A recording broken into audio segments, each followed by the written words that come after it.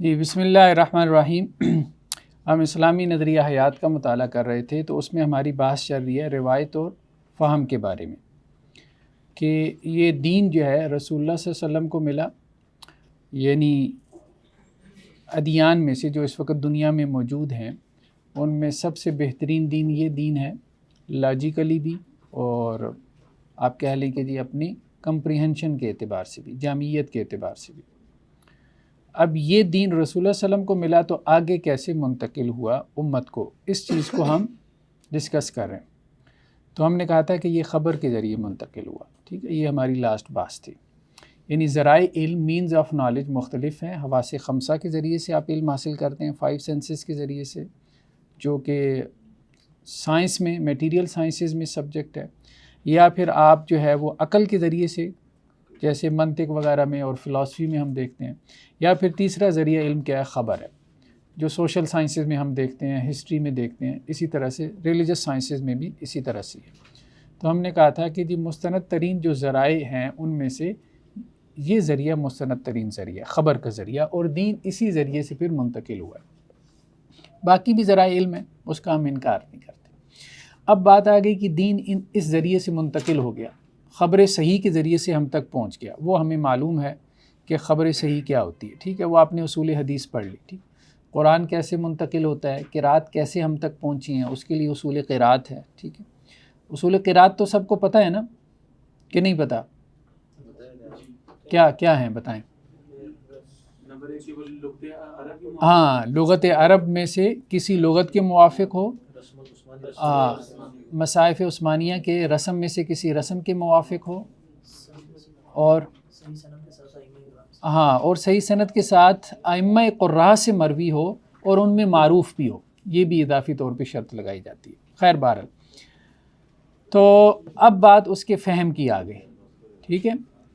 یہ موبائل کھول کے بیٹھے ہیں، آ جائیں آپ، آگے آ جائیں، شاباش، آ جائیں، ادھر آئیں، ادھر آپ کو ذرا صحبت کا فائدہ دیں،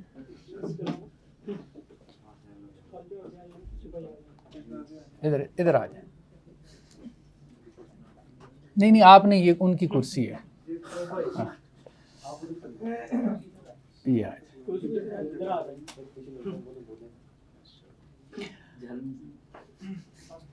اب بات آئی دین کے فہم کی، ٹھیک ہے۔ دین روایت ہو کے ہم تک کیسے پہنچا، نقل ہو کے ہم تک پہنچ گیا، اب ہم نے اس کو سمجھنا ہے۔ اب سمجھنے میں بھی آپ کو مختلف طرح کے لوگ ملیں گے، ان میں ایک حضرت ہستی آج کل بڑی معروف ہے، ہم اس پہ پروگرام بھی کر رہے ہیں، محمد شیخ۔ دیکھیں نا لوگ کیسے کیسے قرآن کو سمجھ رہے ہیں۔ وہ یہ کہہ رہے ہیں کہ جی تورات انجیل کوئی علیحدہ کتاب نہیں ہے، قرآن ہی کے صفاتی نام ہے تورات انجیل، اور قرآن سے ثابت کر رہے ہیں اس بات کو، ٹھیک ہے۔ تورات انجیل جو ہے وہ قرآن کے صفاتی نام ہے، اللہ نے کتاب ایک ہی نازل کی ہے اور وہ قرآن ہی ہے، اور وہ آدم علیہ السلام سے آج تک ہے، ٹھیک ہے۔ تو ایسے لوگوں سے بھی آپ کا دنیا میں پالا پڑے گا، تو آپ ان کو کیسے ایڈریس کریں گے؟ آپ ان کے افکار سن کے پریشان ہو جائیں گے۔ تو ایک تو وہاں پہ آپ کو پالا پڑے گا بہت سے لوگوں کے افکار کا، کہ جب دین نقل ہو کے آپ تک پہنچ رہا ہے تو وہاں آپ کو ان سے بحث کرنی پڑے گی۔ بہت سے لوگ کہیں گے کہ جی خبر واحد سے دین نقل ہوا ہے، یہ تو حجت ہی نہیں ہوتی۔ اب بات سمجھ رہے ہیں؟ پھر اسی طرح منکرین حدیث کی ایک لمبی چوڑی فہرست ہے، تو وہ ان کو آپ نے وہاں پہ ڈیل کرنا ہے۔ یہ اوپر یہ سارا مقدمہ انہی کے لیے قائم کیا ہے، وہ جو سارے خبر واحد کو حجت نہیں مانتے تھے، ٹھیک ہے۔ یہ ہم نے جو اوپر کہا ہے نا کہ دین کی روایت، دین جو ہے وہ نقل کیسے ہوتا ہے، اس کا ہم نے ایک عقلی مقدمہ قائم کر دیا ہے، تاکہ جو لوگ دین کی روایت میں اختلاف کر رہے ہیں صحیح نیریٹو سے، تو آپ اس کو رسپانس کر سکیں، اس کو جواب کر سکیں۔ اور ان میں سب سے بڑے کون ہیں؟ جن میں سے بعض وہ ہیں جو اپنے آپ کو اہل قرآن کہتے ہیں، بعض وہ ہیں جن کو ہم منکرین حدیث کہتے ہیں، ٹھیک ہے، جو حدیث کو نہیں مانتے۔ کچھ ایسے ہیں جو خبر واحد کی حجیت پہ اعتراضات کرتے ہیں، تو وہ سارے آپ دیکھیں گے کہ یہاں پہ ایڈریس ہو رہے ہیں، ٹھیک ہے، یہاں پہ ایڈریس ہو رہے ہیں یہ۔ اچھا، دوسرے نمبر پہ بات آ جاتی ہے فہم کی، کہ جنہوں نے مان لیا، اب جنہوں نے قرآن مان لیا مثال کے طور پہ، تو اب اس قرآن کو ماننے کے بعد وہ اس کے ساتھ کیا کھلواڑ کر رہے ہیں؟ یعنی نقل ہونے کے اصول تو اصول حدیث ہیں، اس کو ہم نے عقلی بنیادوں پہ ثابت کرنا ہے۔ بات ہی نہیں، وہ تو کہے گا آپ کے اپنے بنائے اصول ہیں، اصول حدیث کون سا آسمان سے نازل ہوئی ہیں، اب بات سمجھ رہے ہیں؟ تو اس بندے سے آپ نے اصول حدیث پہ جب بحث کرنی ہے تو آپ نے عقلی بنیادوں پہ، اس میں میری یہ جو ابھی کتاب آئی ہے نا، مقالات سنت و حدیث، اس میں ایک مقالہ ہے حسن لغیری کی حجیت پہ. اس میں میں نے یہ بحث کی ہے کہ اب جیسے اصول حدیث ہے مثال کے طور پہ، اب کبھی آپ کے ذہن میں یہ بات آئی ہے کہ یہ اصول حدیث ہم کتاب و سنت سے ثابت کریں؟ یہ کام میں نے یہاں پہ کیا ہے، ٹھیک ہے، کہ آپ اصول حدیث کی وہ بنیادیں کیا ہیں کتاب و سنت کے اندر. ہمارے علماء نے اگر ان کے اوپر جو ہے وہ بنیاد رکھی ہے دین کے ثابت ہونے کی، تو کچھ نہ کچھ تو ان کے اندر مطلب ایسا ہوگا کہ یہ کتاب و سنت میں ان کا کوئی مفہوم، کوئی تصور، کوئی کانسیپٹ ہوگا. تو اس میں یہ بات موجود ہے. تو یہ ہیں کام کرنے والے. ایک تو یہ ہے کہ اصول حدیث کو کتاب و سنت کی بنیاد فراہم کرنی ہے. اصول حدیث میں جو بحثیں کی ہیں فقہاء محدثین نے، تو آپ اس کو کوئی قرآن کی بنیاد فراہم کر دیں. قرآن میں بھی ذکر ہے نا، یا ایھا الذین آمنوا ان جاءکم فاسق بنبأ. اب یہ تو آپ میں سے سب کو پتہ ہوگا، ٹھیک ہے، کہ جی فاسق کی خبر قابل قبول نہیں ہے، فتبینوا، تحقیق کر لو، تحقیق کی حدیث ثابت ہو گئی، ٹھیک ہے. لیکن یہ ہے کہ اب اس میں سے کچھ اور چیزیں نکالنا. اب ایک صاحب جو ہے نا، بھائی خبر روایت سے عقیدہ ثابت نہیں ہوتا، خبر روایت سے عقیدہ ثابت. میں نے کہا بھائی کیسے ثابت نہیں ہوتا خبر روایت سے عقیدہ؟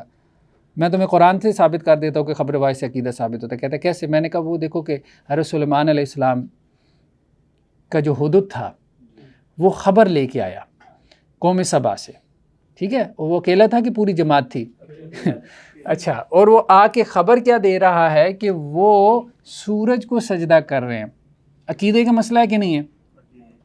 اور آ کے حضرت سلیمان علیہ السلام کو کیا کہہ رہا ہے؟ وجئتک من سبأ بنبأ یقین، کہ میں لے کے آیا ہوں آپ کے پاس قوم سبا سے ایک یقینی خبر. میں نے کہا خبر واحد سے یقین ثابت ہوتا ہے، ظن بھی نہیں.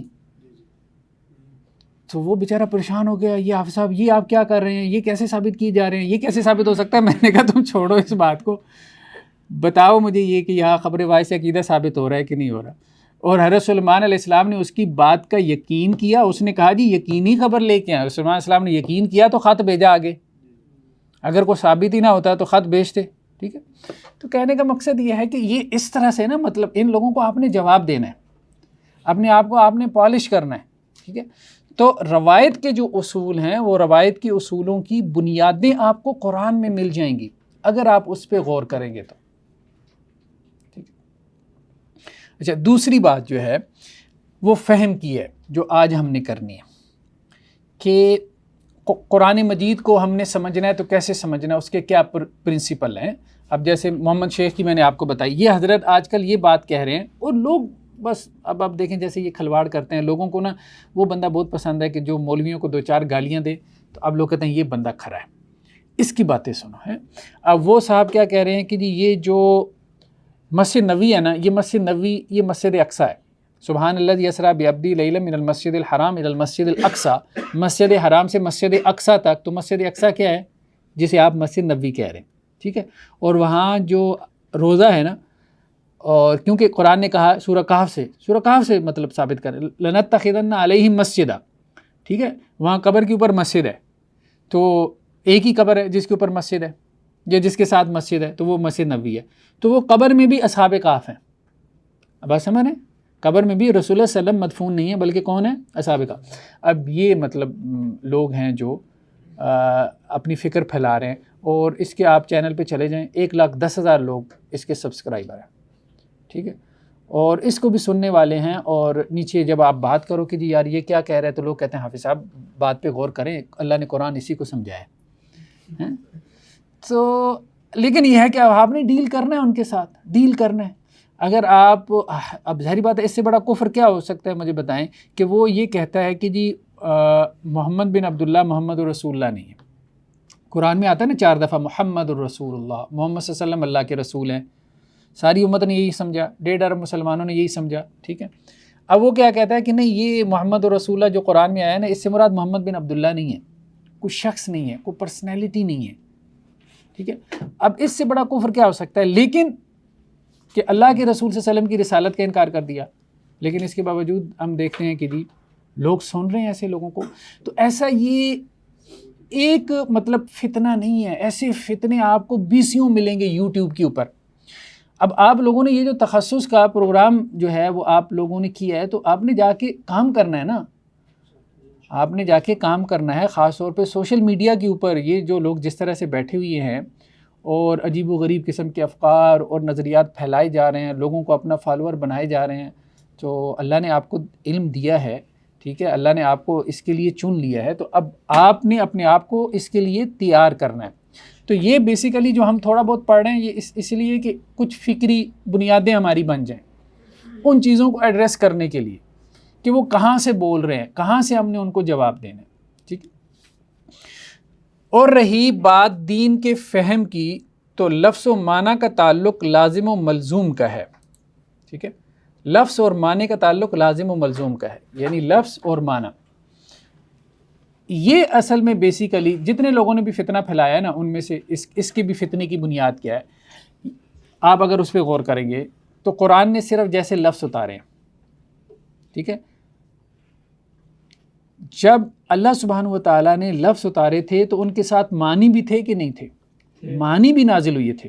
رسول اللہ صلی اللہ علیہ وسلم سے جب لفظ آگے صحابہ کو منتقل ہوا تو وہ خالی برتن کی طرح نہیں تھا کہ اس میں معنی آپ نے خود سے ڈالنا ہے. اس میں معنی بھی رسول اللہ صلی اللہ علیہ وسلم سے آگے صحابہ کو منتقل ہوئی ہے، پھر صحابہ سے آگے تابعین کو قرآن بھی منتقل ہوا، یعنی لفظ بھی اور اس کا معنی بھی. اور قرآن کا معنی کیا ہے؟ سنت ہے. اگر آپ سنت کو نکال دیں گے تو آپ کے پاس صرف قرآن کا لفظ ہے، تو اب آپ اس کے ساتھ کھیلیں گے. یعنی وہ خالی برتن ہے، اس برتن میں آپ کیا کریں گے؟ کچھ ڈالیں گے اور ڈال کے باہر نکالیں گے تو کہیں گے دیکھیں یہ برتن میں سے میں نے نکالا ہے، حالانکہ وہ برتن میں نہیں تھا. یہی کام یہ سارے لوگ کرتے ہیں، یہ قرآن کو محض لفظ سمجھتے ہیں اور اس کے اندر خود معنی ڈالتے ہیں اور پھر باہر نکال کے کہتے ہیں کہ دیکھیں یہ اللہ نے اس کے اندر معنی رکھا ہوا تھا.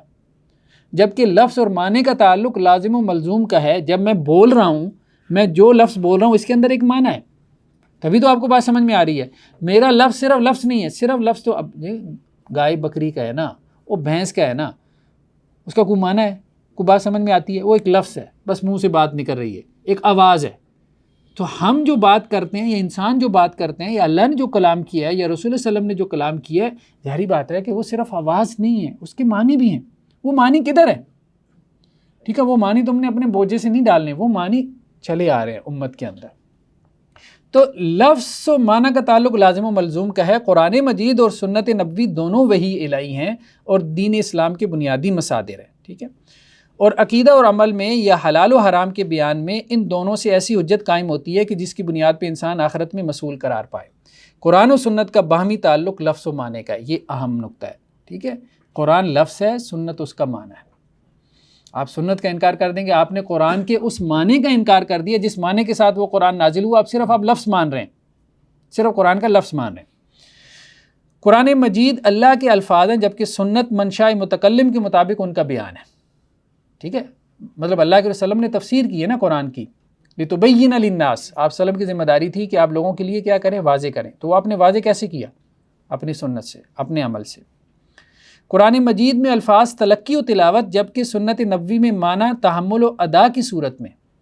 قرآن مجید میں لفظ آگے نقل ہوتا ہے، ٹھیک ہے، اور اس کے لیے اصطلاح کیا ہے؟ تلقی. یعنی لفظ کو جب اٹھاتے ہیں تو تلقی ہے، لفظ کو جب آگے ادا کرتے ہیں تو تلاوت ہے. ٹھیک ہے، لیکن سنت نبوی میں کیا ہے؟ معنی اٹھایا جاتا ہے، لفظ کا اہتمام کیا گیا. سنت میں قول رسول صلی اللہ علیہ وسلم محفوظ رہے، اس کا اہتمام کیا گیا. لیکن ہم حدیثوں کی جب مختلف طرق سے ان کو جمع کرتے ہیں تو آپ بھی دیکھتے ہیں کہ راویوں کے بیان میں کیا ہو جاتا ہے؟ اختلاف ہو جاتا ہے. الفاظ کوئی کچھ نقل کر دیتا ہے، کوئی راوی کچھ نقل کر دیتا ہے. تو گویا وہاں پہ اصل میں کیا ہے؟ معنی اٹھایا گیا، معنی اٹھایا گیا. ٹھیک ہے، اصل میں ہاں جہاں رسول اللہ صلی اللہ علیہ وسلم کا قول تھا وہاں اہتمام کیا گیا، کیونکہ بعض روایتیں ہمیں ملتی ہیں کہ آپ صلی اللہ علیہ وسلم نے کہا کسی صحابی کو کہ اس نے نبی کی جگہ جو ہے وہ رسول کہہ دیا، تو آپ نے کہا کہ نہیں. ٹھیک ہے، نبی کی جگہ جو ہے وہ رسول نہ کہو، نبی کی جگہ نبی کہو. اہتمام کیا گیا. لیکن ہم کہیں کہ جی اس میں راویوں کا اختلاف نہیں ہوا تو یہ بات درست نہیں ہوگی. راویوں کا اختلاف جو لفظی اختلاف ہے وہ ہوا ہے. اس کی وجہ یہ ہے کہ وہ معنی اٹھایا جاتا تھا. ہاں اس میں پھر ہم یہی کرتے ہیں، ہم کہتے ہیں جو اوسق راوی ہے اس کے لفظ کو ہم ترجیح دیں گے. وہ پھر مخالفت ثقات کی بحث آ جاتی ہے. ٹھیک ہے، اور اس طرح کی اور بحثیں آ جاتی ہیں، شاذ کی بحث آ جاتی ہے. تو یہاں پہ اس لیے کیا ہے؟ تحمل ہے. یعنی جب وہ معنی اٹھاتا ہے تو اس کا تحمل کرتا ہے اور پھر اس معنی کو آگے کیا کرتا ہے، ادا کر دیتا ہے۔ قرات اور حدیث کی اصطلاحات کے ساتھ، ٹھیک ہے، قرآن مجید جب نقل ہوتا ہے تو قرات، اور جب سنت آگے نقل ہوتی ہے تو اس کو حدیث۔ محمد الرسول اللہ علیہ وسلم سے ہم تک نسل در نسل منتقل ہوا ہے، یعنی ہم تک کیا منتقل ہوا ہے؟ دین۔ دین کیا ہے؟ قرآن اور حدیث۔ قرآن کیا ہے؟ اللہ کے لفظ، اور آپ ویسے نہ حدیث کا لفظ نہ بولیں، سنت بولیں، سنت بولیں۔ اس کی وجہ ہے کیونکہ قرآن اور قرات میں فرق ہے۔ قرآن کو جب آپ آگے منتقل کرتے ہیں نا تو اس کو کیا کہتے ہیں؟ قرات، ٹھیک ہے، یعنی قرآن جب آگے منتقل ہو رہا ہوتا ہے، تلقی اور تلاوت اس کی ہو رہی ہے تو اس کو قرات کہتے ہیں۔ سنت جب آگے منتقل ہوتی ہے اس کو حدیث کہتے ہیں۔ حدیث میں اور سنت میں یہی فرق ہے، یہ معمولی سا باریک سا فرق ہے۔ سنت کیا ہے؟ رسول اللہ صلی اللہ علیہ وسلم کا قول، فعل اور تقریر۔ آپ اصول فقہ میں پڑھتے ہیں نا، مصادر شریعہ میں، مصادر شریعہ کی جب آپ باس پڑھتے ہیں تو آپ کیا پڑھتے ہیں؟ کتاب اللہ اور سنت رسول، وہاں حدیث کا لفظ نہیں آتا، ٹھیک ہے، سنت رسول کا لفظ آتا ہے۔ تو اصل مصدر شریعت کیا ہے؟ سنت ہے، یعنی آپ صلی اللہ علیہ وسلم کا قول، فعل اور تقریر، یہ اصل میں مصدر ہے، یہ سورس آف شریعت، ماخذ شریعت ہے۔ جب صحابی قول، فعل اور تقریر کو آگے بیان کرتا ہے تو یہ بیان سنت ہے، اس کو کیا کہتے ہیں؟ حدیث۔ جیسے بیان قرآن کیا کہلاتا ہے؟ قرات، ٹھیک ہے۔ تو اس لیے ہم یہ کہہ رہے ہیں کہ یہ آگے جو قرآن آگے نقل ہوا ہے وہ قرات کے ذریعے سے، تلقی اور تلاوت کے میڈیم سے، اور حدیث جو آگے سنت جو آگے نقل ہوئی ہے وہ تحمل و ادا کی میڈیم سے آگے نقل ہوئی ہے، نسل در نسل۔ قرآن مجید روایت باللفظ ہے، جبکہ حدیث کہیں روایت باللفظ اور کہیں روایت بالمعنی ہے۔ اس کو مکمل طور پہ ہم روایت بالمعنی بھی نہیں کہہ سکتے، ٹھیک ہے، ایسا نہیں ہے مکمل طور پہ روایت بالمعنی ہے، چند الفاظ میں فرق پڑتا ہے نا۔ ایسا تو نہیں ہے کہ اگر آپ نے ایک حدیث کے 20 طرق جو ہے وہ جمع کیے ہیں تو ہر لفظ میں راویوں کا اختلاف ہے، ایسا تو نہیں ہے نا۔ تو وہ یہی ہے کہ اگر اس حدیث کے متن میں 20 لفظ ہیں تو 2 لفظوں میں ان کا اختلاف ہو گیا، 3 میں ہو گیا، تو مجموعی طور پہ کیا ہے کہ لفظ کا اہتمام کیا گیا، لفظ کا اہتمام کیا گیا ہے۔ لیکن قرآن میں تو ایسا نہیں ہے کہ لفظ جو ہے وہ مترادف استعمال ہوا، تو اس لیے ہم اس کو کہہ رہے ہیں روایت باللفظ۔ یہاں پہ کیا ہے، کہیں روایت باللفظ ہے اور کہیں روایت بالمعنی ہے، لیکن مجموعی طور پہ ہم اس کو کہہ دیتے ہیں کہ روایت بالمعنی ہے، ذرا قرآن سے تھوڑا سا فرق ہو جائے۔ قرآن مجید یا حدیث نبوی کے فہم میں سلف صالحین کا منہج استدلال حجت ہے، ٹھیک ہے، سلف صالحین کا فہم حجت ہے یا منہج استدلال، یہ جو ہے نا اہم نقطہ ہے۔ تو سلف صالحین کا جو فہم ہے، جیسے صحابہ کا فہم، جیسے تابعین کا فہم، جیسے تبع تابعین کا فہم، تو سلف صالحین نے خود اپنے فہم کو حجت نہیں بنایا، یہ کہہ کر یا یہ کر کے کہ ایک دوسرے کے فتاوی سے اختلاف کیا، ٹھیک ہے، صحابہ نے ایک دوسرے کے فتاوی سے اختلاف کیا، یہی بات یہ ثابت کرتی ہے کہ سلف صالحین کا فہم حجت نہیں ہے۔ ہاں، جب ان کے فہم پر اجماع ہو جائے تو وہ اجماع حجت ہے، یعنی اجماعی فہم تو حجت ہے، لیکن یہ ہے کہ صحابہ کا جو انفرادی فہم ہے، جو انفرادی ان کا جو فتویٰ ہوتا ہے اس کو سامنے رکھنا چاہیے اور اس سے رہنمائی بھی لینی چاہیے اور اس کے مطابق وہ فتویٰ بھی دے سکتا ہے، لیکن یہ ہے کہ وہ اس طرح سے بائنڈنگ ہے، حجت ہے جیسے کتاب و سنت، تو ایسا نہیں ہے، اس کی ہمارے پاس کوئی دلیل نہیں ہے۔ ہاں، ان کا جو منہج استدلال ہے، یعنی ان کا جو اصول فقہ ہے یا ان کا جو اصول تفسیر ہے، کتاب و سنت کو سمجھنے کی جو ان کی میتھڈالوجی ہے وہ بائنڈنگ ہے، وہ حجت ہے، یعنی حجت کا مطلب یہ ہے کہ وہ لازم ہے اس کو پکڑنا۔ اور اگر نص کے کسی معنی پر مسلمان اہل علم کا اتفاق ہو جائے تو اس سے اختلاف گمراہی کا رستہ ہے۔ وہی بات آ گئی، یہ کیا بات بیان ہوئی ہے؟ ہاں، نص کے کسی معنی پر مسلمان اہل علم کا اتفاق ہو جائے، یعنی اجماع کی بات ہوگی، ٹھیک ہے۔ وہ معنی بنے گا جو سنت سے ثابت نہیں ہوگا جی، یہ نص کسی نص کے معنی پر مسلمان اہل علم کا اجماع ہو جائے، یعنی یہ وہ معنی ہوگا جو سنت سے ثابت نہیں۔ ہاں، وہ آگے آ رہی ہے بات، اگلا جملہ یہی ہے، اجماع اور قیاس مظہر حکم ہے نہ کہ مثبت شریعت، ٹھیک ہے، یعنی اجماع سے اور قیاس سے اللہ کے حکم کا اظہار ہوتا ہے، مظہر باب فعل سے، اللہ کے حکم کا اس بات نہیں ہوتا، ٹھیک ہے، یعنی اجماع اور قیاس موجد حکم نہیں ہے، کوئی نیا حکم ایجاد نہیں کر رہے، کوئی نیا حکم پیدا نہیں کر رہے، اگر ہم ان کو مانیں کہ یہ موجد حکم ہیں تو پھر ایک نئی شریعت بن جائے گی. ٹھیک ہے. تو جن لوگوں نے قیاس وغیرہ کا انکار کیا نا، انہیں اصل میں یہی غلط فہمی لگی. انہوں نے اس کو موجد حکم سمجھ لیا کہ جیسے کوئی نیا حکم ایجاد ہو رہا ہے. نہیں، یہ نیا حکم نہیں ہے، نئے حکم کا ایجاد نہیں، بلکہ مظہر حکم ہے. یعنی اللہ کا حکم کتاب و سنت کی نصوص کی گہرائیوں میں چھپا ہوا تھا، تو آپ نے اس میں غوطہ زن ہو کے وہ حکم ظاہر کر دیا، نکال دیا. ٹھیک ہے. کلام میں اصل حقیقت ہے اور مجاز کے لیے کرینہ چاہیے. اب یہ سارے فہم کے اصول ہیں. کلام میں اصل حقیقت ہے. یہ اسماء و صفات میں شروع میں کیا کرتے ہیں؟ مجاز کی طرف چلے جاتے ہیں نا. اللہ تعالیٰ کی وہ صفات جو اللہ کے تعارف کا کیا ہیں؟ ذریعہ ہیں، اللہ کی کتاب میں آ گئی. اور بھائی عقیدہ واسطیہ وغیرہ تو پڑھا ہے نا، اس کی ساری باتیں ذہن میں لے کے آئیں. تو وہاں اصل مسئلہ کیا ہے؟ مجاز کا. زیادہ تر جو لوگ تعویل ہی کرتے ہیں نا، مجازی معنی مراد لیتے ہیں. جو تو معنی نہیں مراد لیتے ان کو تو چھوڑ دیں. ٹھیک ہے. اہل تفویض تو جو معنی مراد لیتے ہیں وہ تعویل کرتے ہیں. تو اب ہم یہ کہہ رہے ہیں کہ کلام میں اصل حقیقت ہے، دلیل اس کو دینی ہے جو مجازی معنی مراد لے رہا ہے. ٹھیک ہے. اور اس پہ اہل لغت کا اتفاق ہے. اچھا، یہ بات کہ کلام میں اصل حقیقت ہے 88، یہ بھی تو آپ کو پہلے ثابت کرنی پڑے گی نا. ٹھیک ہے. تو یہ ثابت کرنے کے لیے بھی آپ کو دلیل چاہیے. تو یہاں ہر چیز کی دلیل ہے، یہ صرف مطلب سٹیٹمنٹ نہیں ہے، یہ صرف بیان نہیں ہے. ٹھیک ہے. یہ صرف کیا ہے؟ بیان نہیں ہے، اس میں جو ہے وہ دلیل بھی موجود ہے. آپ حواشی میں جب جائیں گے نا، یہ 88 پہ یہ روایت ہے، اس روایت پہ غور کریں گے تو آپ کو اس کی دلیل سمجھ میں آ جائے گی.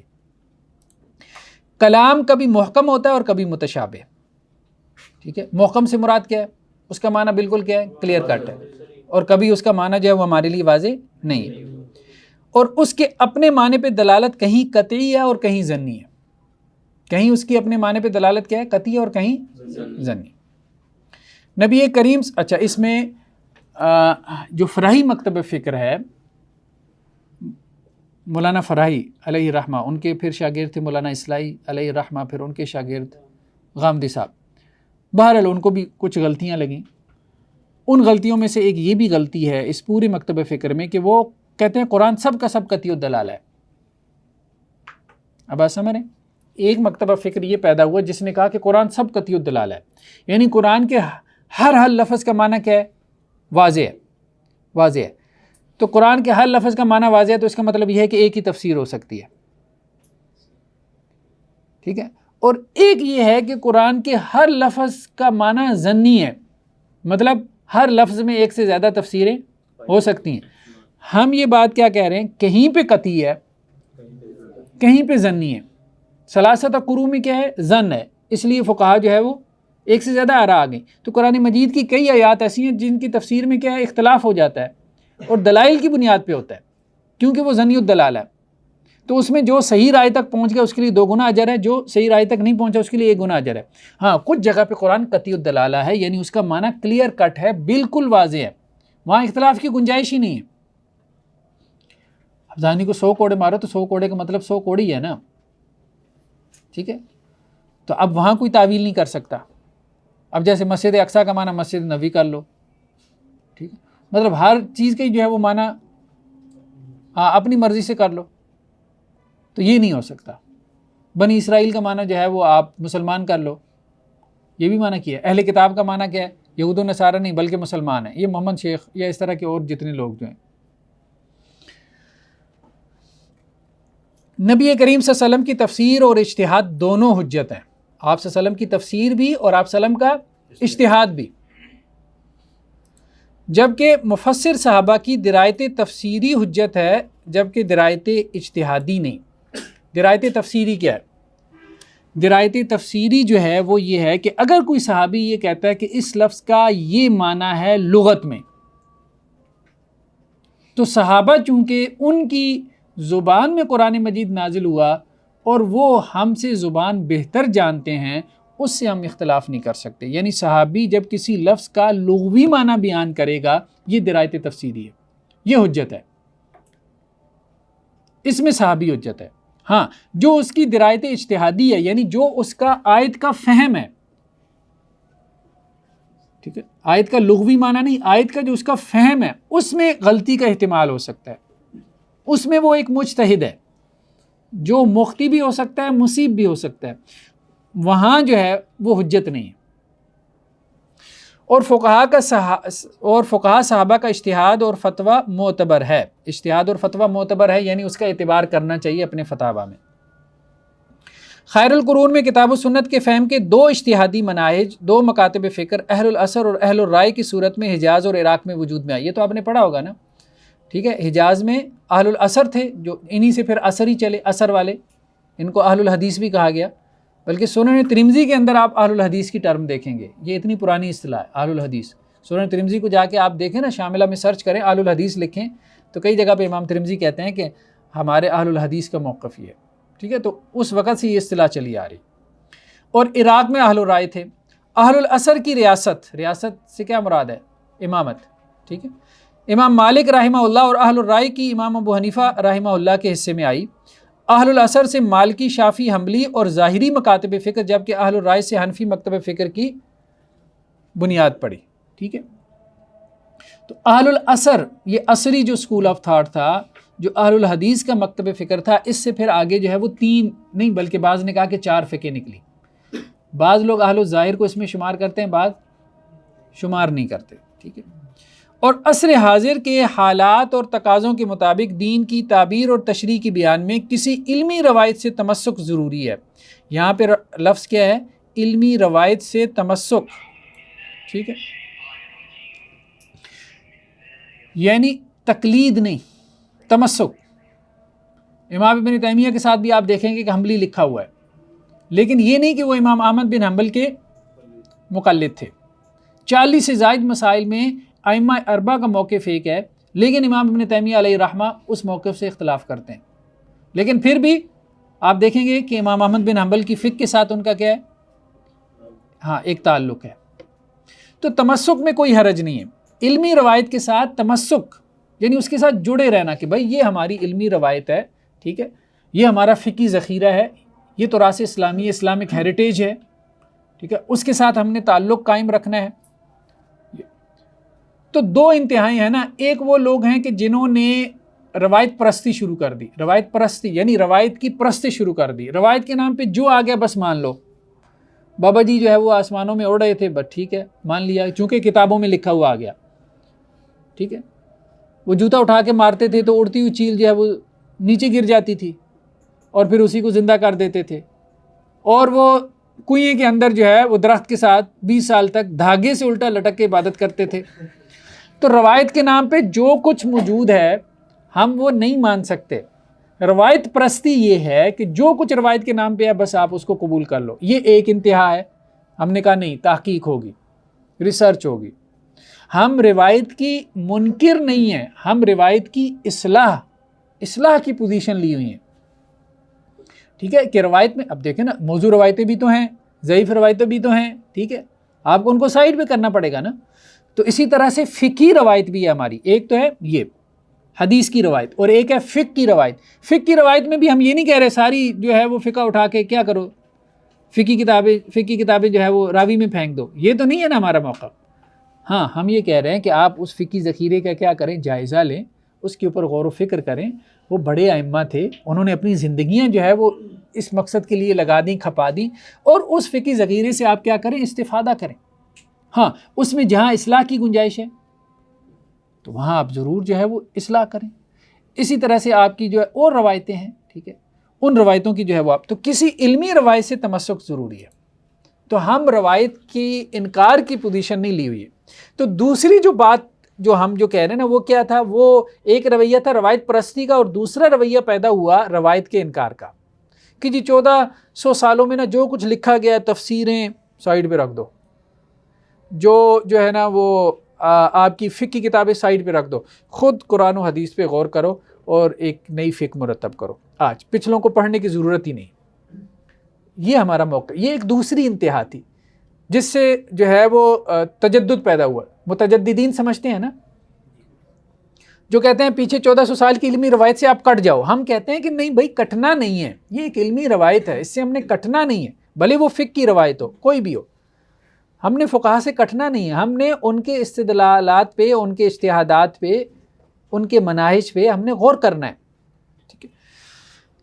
ورنہ تو ہر اس تعبیر دین یا بیانیے کی مثال ایک کٹی پتنگ کی سی ہوگی کہ جس کی سند 2-4 واسطوں کے بعد منقطع ہو جاتی ہے، ٹھیک ہے. تو سند آپ نے رسول اللہ صلی اللہ علیہ وسلم تک پہنچانی ہے، کیونکہ ہم نے شروع میں یہ مقدمہ باندھا ہے کہ صرف لفظ نقل نہیں ہوا بلکہ معنی بھی نقل ہوا ہے. لیکن جس طرح لفظ نقل ہوا ہے تو لفظ کی بھی ہم تحقیق کرتے ہیں نا. اور بھائی اصول قرات میں بھی لفظ کی تحقیق ہوتی ہے، اصول حدیث میں بھی لفظ کی تحقیق ہوتی ہے کہ لفظ صحیح پہنچا ہے کہ نہیں پہنچا. اسی طرح سے جو معنی ہم تک پہنچا ہے معنی کی بھی ہم تحقیق کرتے ہیں. ہم آنکھیں بند کے وہ معنی قبول نہیں کرتے، لیکن ہم کہتے ہیں کہ معنی بھی نقل ہوا ہے. بھائی معنی پہ بھی ہم نے جو ہے وہ غور کرنا ہے، ٹھیک ہے. علماء کے لیے کٹی پتنگ آپ نے دیکھا نا، جب پتنگ کٹ جاتی ہے تو بہت اونچی چلی جاتی ہے، ٹھیک ہے. جب تک ڈور آپ کے ہاتھ میں ہے نا تو پھر اتنی اونچی نہیں جاتی. جب کٹ جائے تو پھر ہوا اس کو بہت اونچا لے جاتی ہے، لیکن جیسی ہوا ختم ہوتی ہے تو وہ زمین پہ آ جاتی ہے. تو یہی معاملہ ہے، جس روایت کی، جس علمی روایت کی سند نہ ہو، جس بندے کی سند نہ ہو جو وہ باتیں کر رہا ہے، اس کی اگر وہ سند نہ پیش کر سکے یا وہ علمی روایت سے اپنے آپ کو جوڑتا نہ ہو. دیکھیں نا، آپ لوگ تو آپ ایک علمی روایت کے امین ہیں نا. ہمیں کہا جاتا ہے مطلب کہ جی آپ بر صغیر کے دور کی پیداوار ہیں، ٹھیک ہے. لیکن اب اہل الحدیث تو یہ نہیں کہتے نا کہ ہم بر صغیر، ہم تو یہ کہتے ہیں کہ ہماری سند کہاں سے چلی آ رہی ہے، پیچھے رسول اللہ صلی اللہ علیہ وسلم سے، ٹھیک ہے. ہم نے تو یہی بات کہی ہے کہ امام مالک بھی ہمارے امام ہیں، امام شافعی بھی ہمارے امام ہیں، امام احمد بن حنبل بھی ہمارے امام ہیں. یہی مطلب حضرات محدثین بڑے یہی تھی نا. امام مالک نے موطا امام مالک لکھی، امام شافعی بھی کی بھی مسند شافعی ہے، امام احمد بن حنبل جیسا تو محدث کو ڈھونڈنے کو ملے گا، مسند احمد جیسی کتاب. تو یہی حضرات محدثین میں سے فقہا ہیں نا، ٹھیک ہے، کہ جن کے منہج کے اوپر ہم ہیں. ٹھیک ہے، وہ دوسرے بھی ہیں، ان کی بھی سند ہے، وہ جو اہل الرائے والے ہیں ان کی بھی سند ہے، ان کی اپنی سند ہے، ٹھیک ہے. تو یہ حضرات صحابہ میں دو مزاج تھے جو آگے پھر منتقل ہوئے، ٹھیک ہے. ایک حضرت عبداللہ بن عمر سے اور ایک حضرت عبداللہ بن مسعود سے.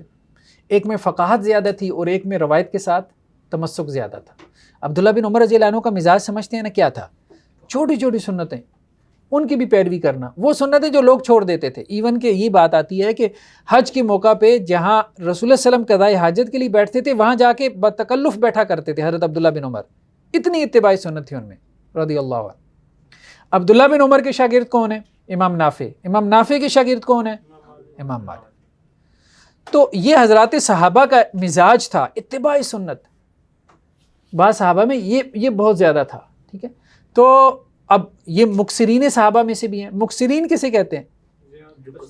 جو کثرت سے روایات کرتے ہیں، ٹھیک ہے. تو اب ان سے ایک مکتب فکر جو ہے وہ وجود میں آیا. امام مالک کی عادت بھی آپ دیکھیں گے کہ وہ روایت تلاش کرتے تھے. جب بھی ان سے مسئلہ پوچھا جاتا وہ کہتے بھائی میں روایت تلاش کروں گا. اگر مسئلے کا علم نہیں ہوتا کہتے میں روایت تلاش کروں گا، ٹھیک ہے. پھر کیا کرتے تھے؟ اچھا میں صحابہ سے کوئی فتویٰ تلاش کروں گا، یا اپنے اساتذہ سے میں نے کوئی اثر لکھا ہوگا میں اپنی کتابیں جا کے پھرولوں گا. یہ وہ اپنے سائلین کو کہا کرتے تھے. دوسری طرف آپ دیکھیں بعض صحابہ میں تفقہ غالب تھا، جیسے حضرت عبداللہ بن مسعود رضی اللہ عنہ، وہ کوفہ میں ٹھہرے، یہ حجاز میں تھے، ٹھیک ہے. حضرت عبداللہ بن عمر یہاں پھر جو ہے وہ حجاز میں ایک مکتبہ فکر پیدا ہوا اہل الحدیث کا، اہل الاثر کا. وہاں پہ تفقہ اور بصیرت زیادہ تھی. حضرت عبداللہ بن مسعود رضی اللہ عنہ سے روایات زیادہ نہیں ہیں لیکن ان میں فقاہت تھی. وہ آگے منتقل ہوئی تو وہاں پہ قیاس کا پرنسپل زیادہ استعمال ہوا، ٹھیک ہے. رائے کا پرنسپل زیادہ استعمال ہوا. کوفہ کے اندر جو ایک فقہی مکتبہ فکر جو ہے وہ اسکول آف اسلامک جورسپروڈنس وجود میں آیا. تو اس طرح سے یہ امت میں دو مزاج آگے چل کے منتقل ہوئے. تو ہم یہ کہہ رہے ہیں کہ آپ کسی بھی علمی روایت کے ساتھ جڑ جائیں، ٹھیک ہے. آپ اہل الحدیث کی روایت کے ساتھ جڑے ہیں یا اہل الرائے کی روایت کے ساتھ جڑے ہیں. بس یہ ہے کہ ہم اہل الحدیث نے یہ سٹینڈ لیا ہے، یہ پوزیشن لی ہے کہ بھئی آپ آنکھیں بند کر کے کسی روایت کی تقلید نہ کریں. جڑ جائیں کوئی حرج نہیں، لیکن آنکھیں بند کر کے اس کی تقلید نہ کریں. اس کے اندر جو صحیح ہے اس کو آپ کیا کریں؟ لے لیں. اور اب جیسے دیکھیں نا اہل الحدیث کا جو ہمارے بزرگ تھے بر صغیر پاک و ہند میں، ان کا کہنا کیا تھا؟ ان کا کہنا یہ نہیں تھا کہ فقہ کی کتابیں اٹھا کے پھینک دو. ان کا کہنا یہ تھا کہ بھائی ہو یہ رہا ہے کہ کتاب و سنت کو ائمہ کے اقوال پہ پیش کیا جا رہا ہے، تو ہم کیا کریں گے؟ ائمہ کے اقوال کتاب و سنت پہ پیش کریں گے. اب ائمہ کے سارے اقوال تو کتاب و سنت سے نہیں ٹکرائیں گے نا کہ سارے ٹکرا جائیں گے. تو مطلب ان کے کہنے کا مقصد یہ تھا جو اس کے مطابق ہمیں معلوم ہوں گے وہ ہم کیا کر لیں گے, قبول کر لیں گے, اور جو نہیں ہوں گے تو اس میں ہم اس کو ہم سائڈ پہ رکھ دیں گے. تو یہ ان کی پوزیشن تھی کہ انہوں نے فقہی ذخیرے کا یا فقہ کا رد نہیں کیا, انہیں کوئی فقہ سے چڑان نہیں تھی, یا وہ فقہ کے مخالف نہیں تھے, یا وہ یہ نہیں کہتے تھے 14 صدیوں میں جو کچھ ہوا اس کو سائڈ پہ رکھ دو, ہمیں اس کی کوئی ضرورت نہیں ہے. نہیں, ایسا نہیں تھا.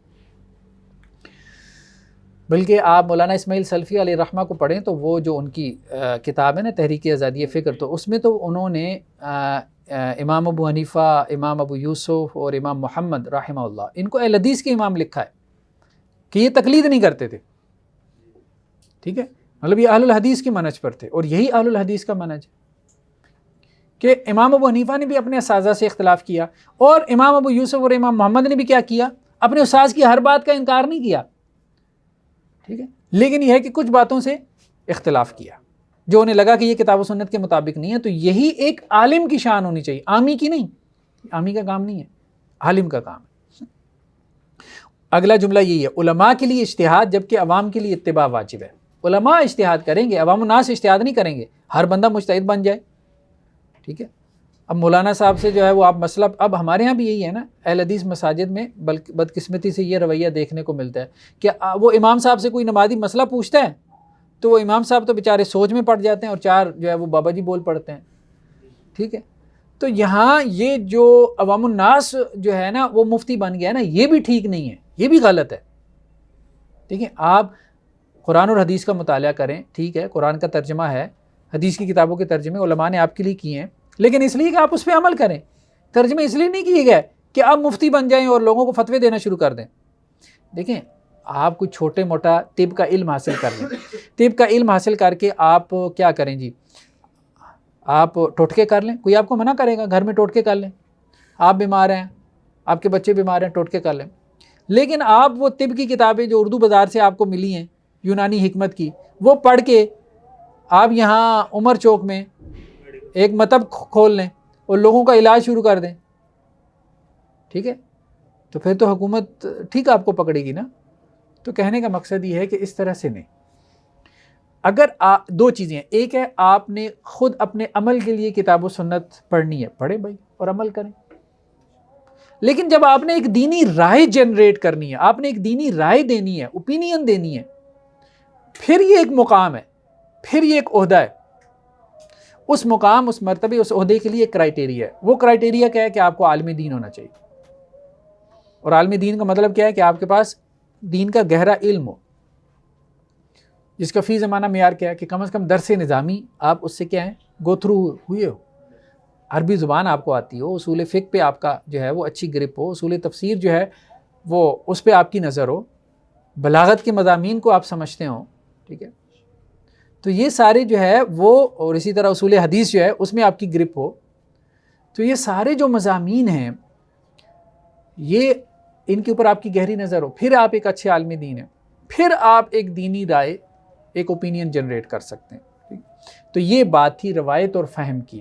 عام الناس کو کیا کرنا ہے, علماء کی اتباع. کوئی بھی عالم دین, کوئی بھی عالم دین جس کے علم پہ, جس کے تقویٰ پہ, تدین پہ آپ کو اعتماد ہو, آپ نے اس سے مسئلہ پوچھنا ہے. اگر آپ عامی ہیں اور اگر آپ عالم ہیں تو آپ نے خود کی اپنی رائے کتاب و سنت سے کیا کرنی ہے, سمجھنی ہے. لیکن یہ خود کی رائے یہ نہیں کہ 1400 سال کا جو ذخیرہ ہے اس کو سائڈ پہ رکھ کے. اہل حدیث کا موقف یہی ہے کہ بھائی جو فقہی ذخیرہ ہے ہم اس کو سامنے رکھیں گے, جو تفسیری ذخیرہ ہے اس کو سامنے رکھیں گے. اس میں جو 8-10 آراء ہیں تو عالم کیا کرے گا, ان 8-10 میں سے کسی ایک کو اختیار کر لے گا. اس کو کہتے ہیں ترجیحی اجتہاد.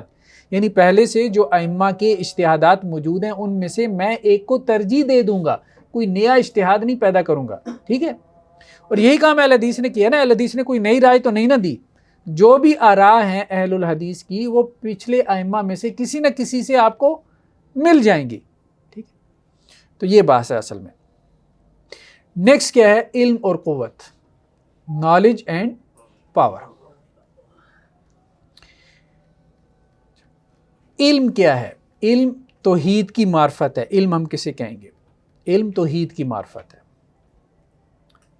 ٹھیک ہے بھائی, علم کیا ہے؟ سائنس کا علم, اب باہر جائیں گے نا تو لوگ یہی کہیں گے بھئی علم تو اصل میں یہی ہے جو سائنس کا ہے، باقی یہ کیا ہے، یہ مذہبی تو وہ تو معاذ اللہ ثم معاذ اللہ کہتے ہیں یہ تو کہانی ہے، یہ جو تمہارے پاس ہیں کیا ہیں، کہانی ہے ساری، کس سے ہیں، علم تو ہمارے پاس ہے، سائنس کا علم۔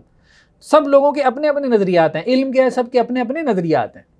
تو ہم تو کتاب و سنت کی روشنی میں اب دیکھ رہے ہیں نا، پیچھے سے ہم نے ایک بنیاد بنا لی ہے، ٹھیک ہے۔ علم اصل میں کیا ہے، توحید کی معرفت ہے، یعنی خالق کی معرفت، کریٹر کی معرفت، کہ آپ یہ جان لیں کہ آپ کو پیدا کرنے والا ہے کوئی اور وہ اکیلا ہے، اور جس کا نتیجہ توحید کا انکار ہو وہ علم نہیں، جہالت ہے، ٹھیک ہے۔ وہ بھلے آپ قرآن سے ثابت کر رہے ہوں، یعنی اگر آپ قرآن سے توحید کا انکار ثابت کرنا شروع کر دیں، قرآن سے آپ جو ہے وہ استغاثہ ثابت کرنا شروع کر دیں،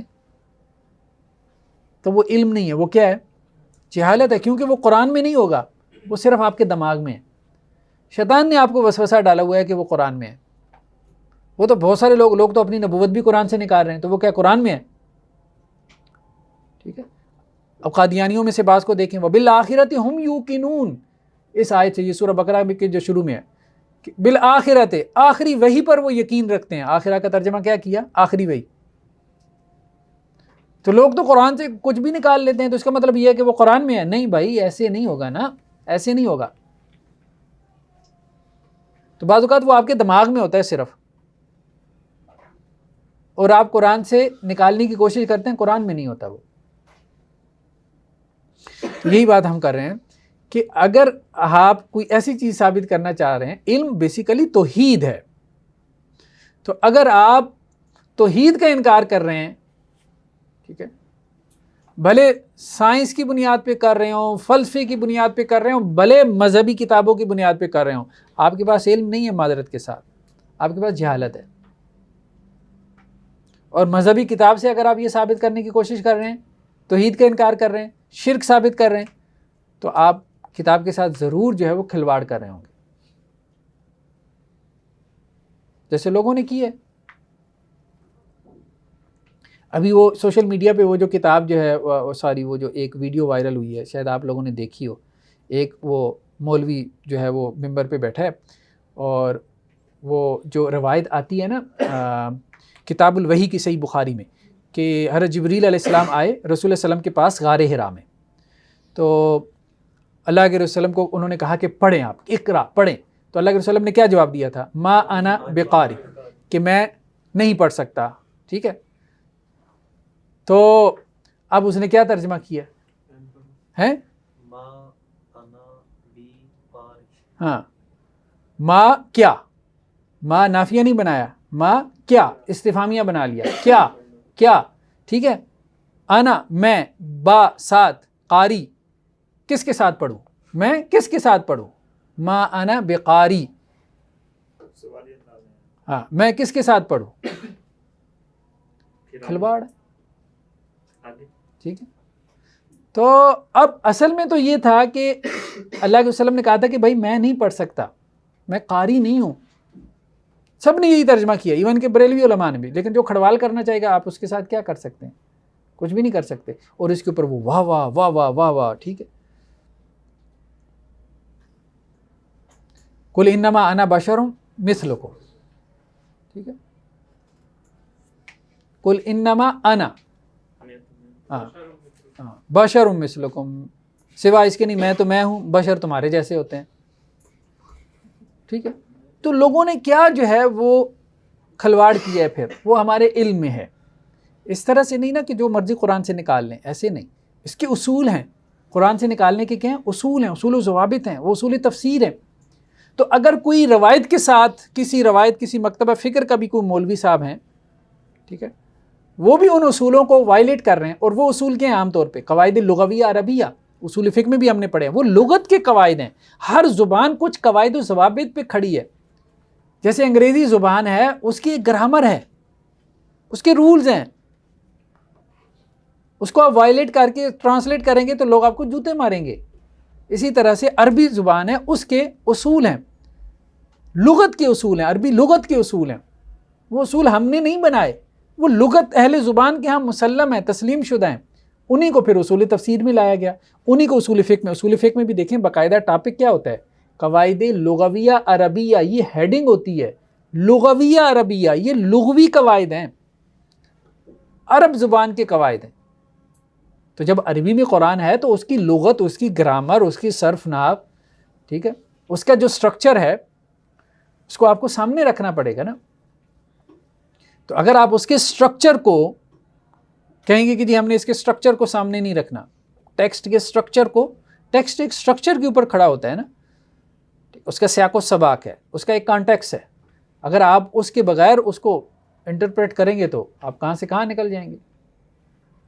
خیر بہرحال، تو علم توحید کی معرفت ہے، اور جس کا نتیجہ توحید کا انکار ہو وہ علم نہیں جہالت ہے۔ پیغمبروں کی بعثت کا مقصد خالق کی دی ہوئی ضابطہ حیات کی نہ صرف تبلیغ تھی کہ فرد اپنے خالق کی بندگی اختیار کرے، طاغوت سے اجتناب کرے، اور اس پر آخرت میں اس بارے مسئول ہونے کے باب میں حجت قائم ہو، بلکہ اس کا نفاذ بھی تھا۔ دو باتیں آئی ہیں، پیغمبروں کی بعثت کا مقصد کیا تھا، یہ ایک بڑا کویسچن پیدا ہوا۔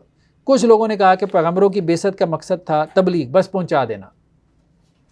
ڈیبیٹ یہ پیدا ہوئی نا کہ دین نافذ کرنا، جسے ہم خلافت کہتے ہیں یا نفاذ شریعت کہتے ہیں یا اسلامی حکومت کا قیام کہتے ہیں، یہ کوئی دین میں ہے کہ نہیں ہے۔ یہ دیکھیں، یہ سارے بیانیے جو ہے کچھ بڑے سوالات کا جواب ہے، یہ ایسی باتیں نہیں ہیں، یہ پیچھے بڑے سوالات ہیں، ڈیبیٹس ہیں جس کے اوپر کتابیں لکھی گئی ہیں، یہ ان کے جوابات ہیں بیسیکلی۔ تو بیسیکلی کویسچن کیا ہے، وہ کویسچن اگر آپ سمجھ لیں تو پھر یہ ساری باتیں آپ کے اوپر کلیئر ہو جائیں گی۔ کویسچن پیچھے یہ ہے کہ ہمارے دین کا مقصد صرف تبلیغ ہے یا ہمارے دین کا مقصد دین کو قائم کرنا۔ کچھ لوگوں نے کہا صرف تبلیغ ہے، انہوں نے تبلیغی جماعتیں بنا لی۔ کچھ لوگوں نے کہا کہ جی دین کا اصل مقصد، نبیوں کا اصل مقصد کیا ہے، دین کو قائم کرنا، تو انہوں نے جہادی تحریکیں بنا لی، خلافت کی تحریکیں بنا لی، ٹھیک ہے۔ تو اب دونوں طرح کے لوگ آپ کو سوسائٹی میں مل جاتے ہیں۔ جیسے الاخوان المسلمون تھی، ایک تحریک ہے دین کے قیام کے لیے، اسی طرح جماعت اسلامی ہے، یہاں ہمارے یہاں تنظیم اسلامی ہے، اسی طرح سے جہادیوں میں پھر کئی گروپ پیدا ہو گئے۔ تو اب پیغمبروں کی بعثت کا مقصد خالق کی دی ہوئی ضابطہ حیات کی نہ صرف تبلیغ تھی، یعنی تبلیغ بھی تھی، تبلیغ کا تو انکار نہیں کر سکتے کہ تبلیغ نہیں تھی، بلکہ اس کا نفاذ بھی تھا، نفاذ کا بھی ہم انکار نہیں کر سکتے۔ نبیوں نے یہ کام کیا ہے، رسول اللہ صلی اللہ علیہ وسلم نے حجاز کے اندر دین کو غالب کیا ہے، آپ صلی اللہ علیہ وسلم نے جنگیں لڑی ہیں، صرف تبلیغ نہیں کی، دین کو غالب کیا، ہم اس کا انکار نہیں کر سکتے۔ یعنی وہ ایسے نہیں ہے کہ دفاع میں دین غالب ہو گیا، یعنی آپ صلی اللہ علیہ وسلم کا تو مقصد نہیں تھا، بس کفار آتے تھے لڑائی کرنے کے لیے تو آپ صلی اللہ علیہ وسلم نے جواب میں لڑائی کی اور دین غالب ہو گیا۔ تو اگر یہ تھا دفاع میں غالب ہو گیا، تو جو خلفائے راشدین کے دور میں نکلے ہیں، خلفائے راشدین کے دور میں نکلے ہیں نا، ٹھیک ہے، حضرت عمر کے دور میں فتوحات ہوئی ہیں جو، تو وہ تو مسلمان نکلے ہیں، وہ تو نہیں آئے۔ تو مسلمان کیوں نکلے ہیں اور پھر جا کے کیا کہتے تھے، اسلام قبول کر لو یا جزیہ ادا کرو یا پھر جنگ کے لیے تیار ہو جاؤ۔ تو یہ جو سارا تھا، یہ تو رسول اللہ کی تربیت یافتہ تھے نا، تو ان کو دین صحیح سمجھ میں آیا تھا۔ تو دین جو ہے وہ اپنا غلبہ بھی چاہتا ہے، دین اپنا نفاذ بھی چاہتا ہے، دونوں پیغمبروں کے مقصد تھے، تبلیغ بھی اور نفاذ بھی۔ نفاذ کیوں مقصد تھا؟ تاکہ معاشرے سے ظلم کا خاتمہ اور عدل کا نظام قائم ہو۔ تبلیغ کا مقصد کیا تھا؟ تبلیغ کا مقصد یہ تھا کہ فرد جو ہے نا، فرد اپنے خالق کی بندگی اختیار کرے، یعنی ذاتی زندگی کو بہتر بنا لے۔ تبلیغ کا مقصد یہ تھا کہ فرد کا اللہ کے ساتھ تعلق جڑ جائے، تقرب اللہ کی منزلیں طے کرے، بندہ بن جائے۔ اور دین نافذ کرنے کا مقصد کیا تھا؟ اجتماع سے کیا ہو؟ ظلم کا خاتمہ ہو۔ اب ظلم کا خاتمہ ایک بندہ تو نہیں کر سکتا، ٹھیک ہے، مطلب آپ کے ساتھ ظلم ہو جائے تو اب تو صورتحال یہ ہے کہ FIR نہیں کاٹتے۔ گاؤں دیہات میں آپ دیکھیں، چودھری اور وڈیرے جو ہیں جو ظلم کرتے ہیں غریبوں کے ساتھ، تو وہاں تھانے والے رپورٹ کاٹتے ہیں ان کے خلاف، FIR کاٹتے ہیں؟ نہیں، قانون ہے، سب کچھ ہے، کچھ بھی نہیں، سب کو پتہ ہے۔ غریب آدمی جو ہے وہ گناہ کرتا ہے یا غریب آدمی کو اس سے جرم ہو جاتا ہے، اس کو اس کی سزا مل جائے گی، لیکن جو پاورفل ہے وہ سب جرم کرتے ہیں، سب کو پتہ ہے۔ تو یہ ظلم کا خاتمہ اور عدل کا نظام قائم ہو۔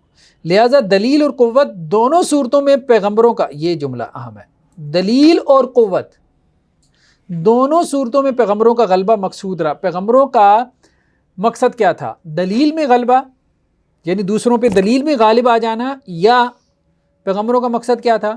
سیاسی غلبہ. دونوں مقصود تھے. دلیل کا غلبہ بھی مقصود تھا. دلیل کا غلبہ کون کریں گے؟ علماء کریں گے. یعنی آپ نے دلیل میں بھی غالب آنا ہے، یہ علماء کا کام ہے. اور سیاسی طور پہ غالب آنا یہ کس کا کام ہے؟ حکمرانوں کا. اپنا اپنا میدان ہے نا. تو سیاسی غلبہ بھی مقصود ہے اور دلیل کا غلبہ بھی مقصود ہے. یعنی آپ نے کافروں پہ دلیل سے بھی غالب آنا ہے، دلیل سے بھی غالب آنا ہے. اللہ کے رسول کی رسالت کے دو مقاصد تھے، تلاوت آیات اور تعلیمی کتاب و سنت کے ذریعے فرد کا تزکیہ نفس. ٹھیک ہے، تو آپ صلی اللہ علیہ وسلم کا ایک مقصد تھا تزکیہ نفس. تزکیہ نفس آپ کیسے کرتے تھے؟ تلاوت آیات کے ذریعے. قرآن نے خود بتا دیا نا، وَيُعَلِّمُهُمُ الْكِتَابَ وَالْحِكْمَةَ وَيُزَكِّيهِمْ. ٹھیک، تو تزکیہ نفس ایک آپ کا یہ مقصد تھا. دوسرا کیا تھا؟ جہاد اور قتال کے ذریعے بقیہ جمیع ادیان پر دین اسلام کا غلبہ. یہ آپ صلی اللہ علیہ وسلم کا مقصد تھا. وَالَّذِي أَرْسَلَ رَسُولَهُ بِالْهُدَى وَدِينِ الْحَقِّ لِيُظْهِرَهُ عَلَى الدِّينِ كُلِّهِ. یہ 110 نمبر نکالیں گے نا تو آپ کو اس کے دلائل مل جائیں گے. وہی میں نے آپ کو بتایا کہ ہم اب دلائل نہیں پڑھ رہے، دلائل آپ کو حواشی میں مل جائیں گے. یہ دوسری طرف جو میں نے اس کا کھولا ہوا ہے نا حواشی، تو یہاں حواشی میں آپ دیکھیں گے یہ سارے دلائل ہی آ رہے ہیں. ٹھیک ہے، اس کی یہ آیت آگے، وَالَّذِي أَرْسَلَ رَسُولَهُ بِالْهُدَى وَدِينِ الْحَقِّ لِيُظْهِرَهُ عَلَى الدِّينِ كُلِّهِ. اللہ کے رسول صلی اللہ علیہ وسلم کی علمی وراثت، علماء، علمی وراثت کس کو ملی؟ علماء. العلماء ورثۃ الانبیاء. ٹھیک ہے، اور خلافت یہ آپ کی سیاسی وراثت تھی.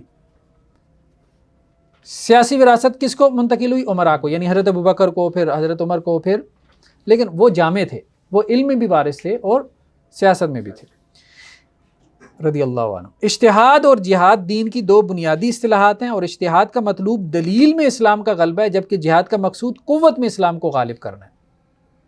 ہم نے شروع میں عنوان کیا باندھا تھا؟ علم اور قوت. علم بھی ہم نے حاصل کرنا ہے، اور علم کا مقصود کیا ہے کہ دنیا میں جتنے نظریات ہیں سب کے اوپر آپ نے دلیل سے غالب آنا ہے. ٹھیک ہے، اور قوت بھی حاصل کرنی ہے. قوت کا مقصود کیا ہے؟ سیاسی غلبہ بھی کیونکہ اس کی بات یہ ہے، دیکھیں بہت سے لوگ جو ہے نا، آپ کا علم، دنیا میں بڑے بڑے لوگ گزرے ہیں لیکن ان کا علم جو ہے وہ کیا ہے؟ کتابوں میں پڑھا ہوا ہے، دنیا میں عام نہیں ہو سکا. کیوں؟ کیونکہ پیچھے قوت نہیں تھی، پاور نہیں تھی. اس وقت بھی اگر آپ مسلمانوں کا سوچیں، مسلمانوں کے جو مختلف سیکٹس ہیں، فرقے ہیں، یا آپ کے اہل مسالک ہیں، یا نقطۂ نظر ہیں، دو لوگ بہت تیزی سے دنیا میں پھیل رہے ہیں، دو نقطۂ نظر. ایک سلفی، اس لیے کہ اس کے پیچھے اسٹیٹ کی پاور ہے، سعودی عرب، اور دوسرا شیعی، اس کے پیچھے بھی ایران کی پاور ہے، اسٹیٹ کی پاور ہے. تو جب کسی نقطۂ نظر کے پیچھے ریاست کی قوت ہوتی ہے تو وہ نقطۂ نظر پھر کیا عام طریقے سے پھیلے گا؟ ظاہری بات ہے، ریاستی لیول پہ جب اس کو یونیورسٹیاں بنیں گی، ٹھیک ہے، ملینز کے بجٹ جو ہے وہ اس کے اوپر لگیں گے. اب جیسے سعودی عرب کو دیکھیں کہ وہ پوری دنیا میں انہوں نے نہیں اپنے لوگ مطلب نوجوان علماء بھیجے، اور اچھا کیا، مطلب کہ بھیجے، اچھا کیا. ایک نقطۂ نظر، جو لوگ وہاں جاتے ہیں ان کو وہ ترجمہ قرآن جو ہے وہ گفٹ کرتے ہیں. پھر وہاں مدینہ یونیورسٹی کے اور جو ام القریٰ یونیورسٹی کے جو طلباء ہیں وہ پوری دنیا میں جا کے مختلف جگہ پہ انہوں نے اسلامی مراکز قائم کیے، یورپ میں قائم کیے، افریقہ میں قائم کیے. وہ وہاں جا کے امامت اور خطابت کے جو ہے وہ فرائض سر انجام دیتے ہیں. وہاں پھر وہ فکر پھیلتا ہے کتاب و سنت کا، سلفی فکر پھیل رہا ہے. تو ریاست کی قوت سے کیا ہوا؟ اب وہ فکر پھیل گیا. اگر ریاست کی قوت نہ ہوتی، جیسے حنفی فقہ کے بارے میں ہم جانتے ہیں کیسے پھیلی حنفی فقہ. حنفی فقہ کے پھیلنے میں سب سے بڑا وجہ کیا تھی؟ ٹھیک ہے، ہاں، کہ جو عباسی خلفاء تھے انہوں نے جو ہے وہ حنفی فقہ کو نافذ کر دیا تھا. ٹھیک ہے، تو اسی طرح سے اب دیکھیں کہ فقہ ظاہری اسپین کے اندر نافذ رہی، اندلس میں مالکی فقہ نافذ رہی ہے، اس کی وجہ سے آج مالکی فقہ ہمیں نظر آتی ہے. حنبلی فقہ جو ہے وہ درمیان میں سے غائب رہی ہے، بہت کم لوگ رہے ہیں حنابلہ کے ساتھ، وابستگی رہی ہے لیکن کم. لیکن اب جیسے سعودی عرب میں ہوا تو اب دیکھتے ہیں کہ حنبلی کس طرح سے پھیلے. تو ریاست کی جو قوت ہوتی ہے نا، وہ آپ کے نقطۂ نظر کو پھیلانے میں، آپ کہیں کہ جی صرف ہم نے علم پہ توجہ دینی ہے، وہ علم معذرت کے ساتھ جتنا مرضی مضبوط دلیل پہ کھڑا ہوگا نا آپ کے گھر میں ہی رہ جائے گا. اس لیے ابن تیمیہ علیہ الرحمہ نے سیاست شریعہ میں ایک بڑی اہم بحث کی ہے کہ دیکھو دولت بھی حاصل کرنی چاہیے اس نیت کے ساتھ کہ اس دولت کو تم اس علم کے پھیلانے کے لیے ذریعہ بناؤ جو علم اللہ نے تمہیں دیا، کیونکہ معاشرے میں یہ بھی ایک قوت ہے نا، دولت کیا ہے؟ قوت ہے۔ نواب صدیق حسن خان صاحب کا جو اتنا علمی کام ہے اس کے پیچھے کیا وجہ ہے؟ جو انہوں نے کتابیں پبلش کر گئے ہیں اس دور میں، ساری بات ہے۔ ہاں، تو کہنے کا مقصد یہ ہے کہ یہ جو ہے نا یہ قوت مطلب یہ نہیں اب ایک نقطہ نظر جو ہے وہ جی عہدے کے طلبگار ہیں اور یہ قوت چاہتے ہیں اور یہ اور وہ نہیں، یہ نہیں، ہم اجتماعی طور پہ بات کر رہے ہیں، مسلمانوں کی بات کر رہے ہیں، یہ نہیں کہ آپ کو جماعتی عہدہ اور یہ اور وہ، ٹھیک ہے، ہم اس کی بات رہے ہیں، ہم کہہ رہے ہیں مسلمانوں کو بحیثیت امت دنیا کے اندر قوت حاصل کرنی ہے، کیوں؟ تاکہ ان کی جو آئیڈیالوجی ہے توحید کی وہ پھیلے۔ اب امریکہ کی جو آئیڈیالوجی ہے کیپٹلزم، اس کے اندر کوئی جان نہیں ہے، کوئی جان نہیں ہے، کیوں پھیل رہی ہے؟ پیچھے ڈنڈا ہے، قوت ہے بھائی، قوت ہے۔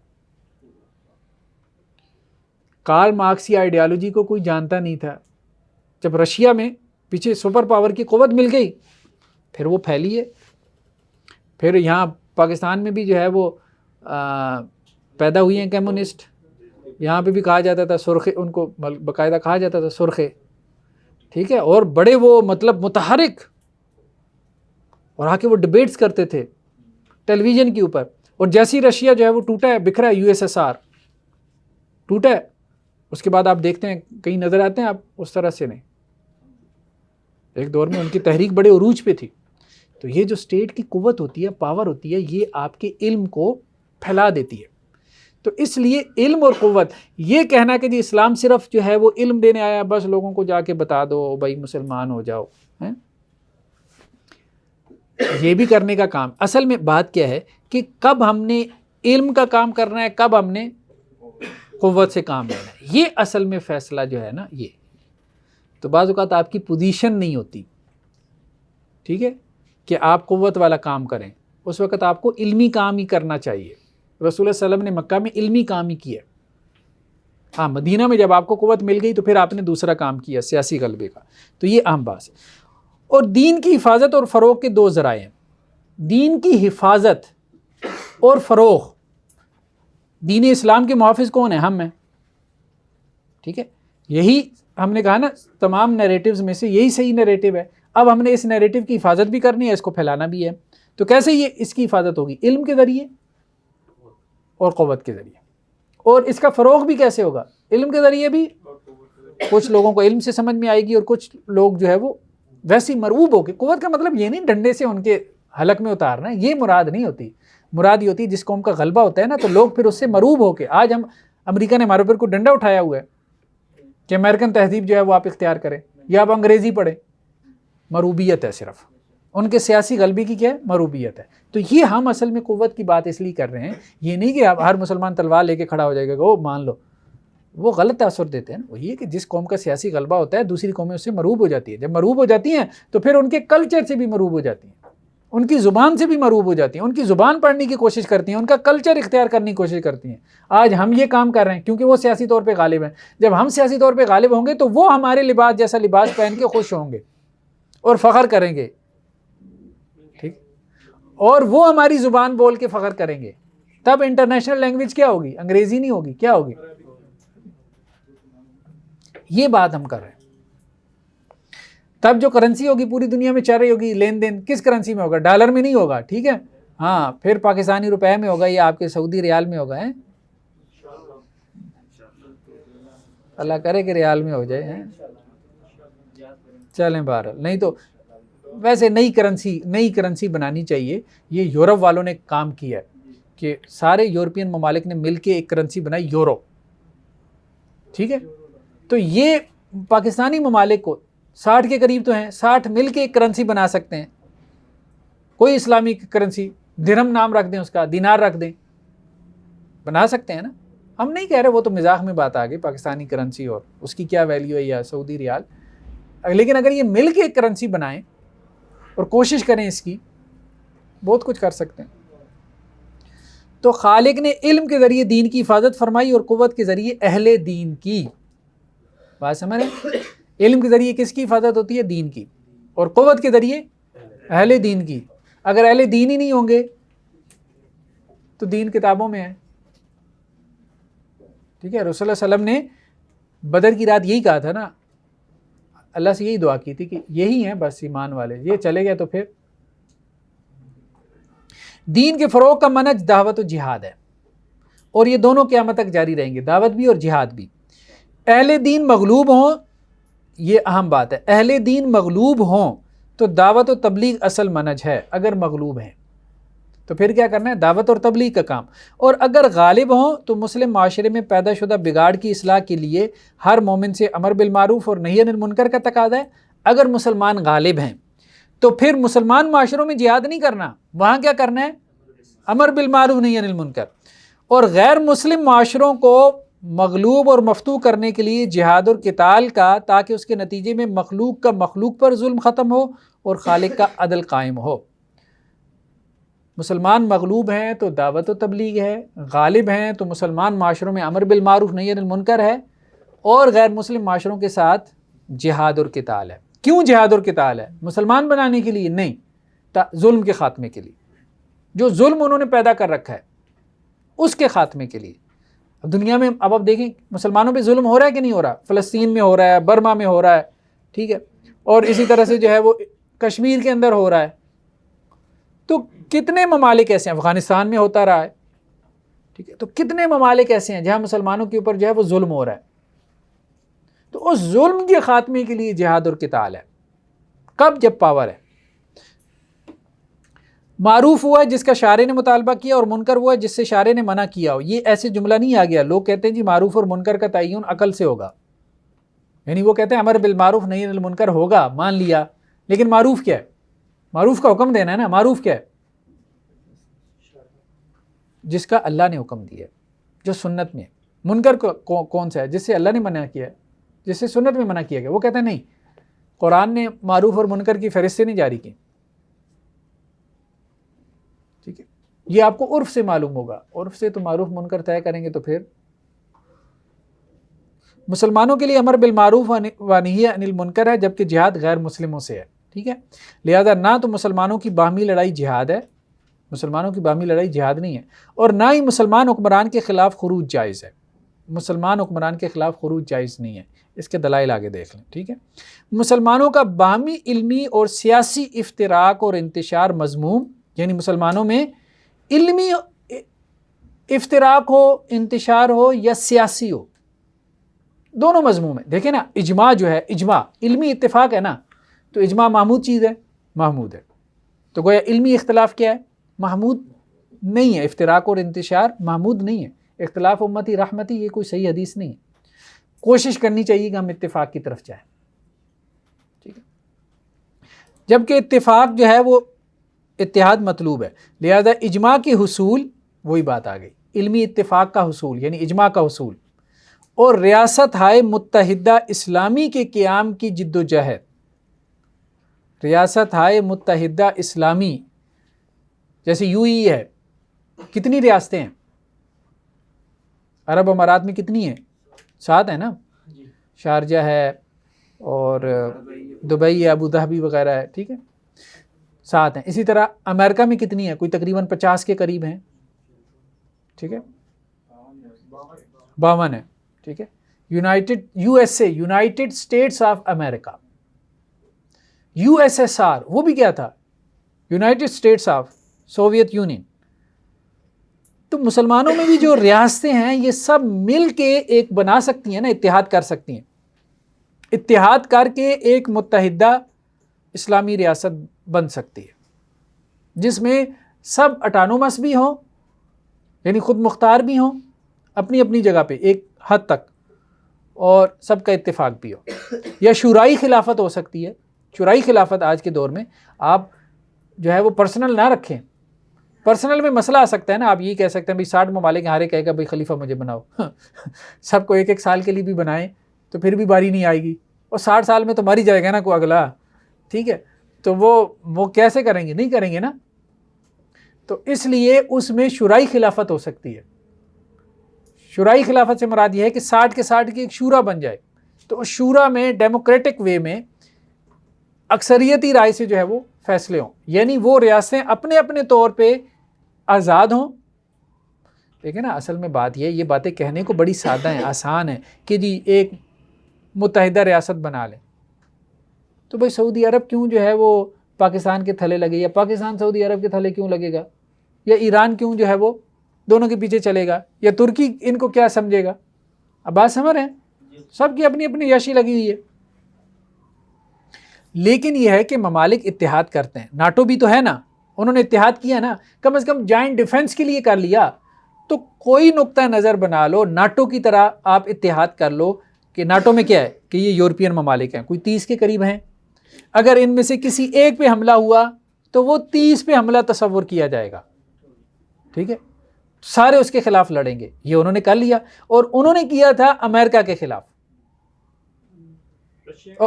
رشیا کے خلاف. انہوں نے کیا تھا رشیا کے خلاف. ٹھیک ہے، اور یہ ساری امریکہ کی اس میں کارکردگی تھی، فائدہ سارا امریکہ نے اٹھایا.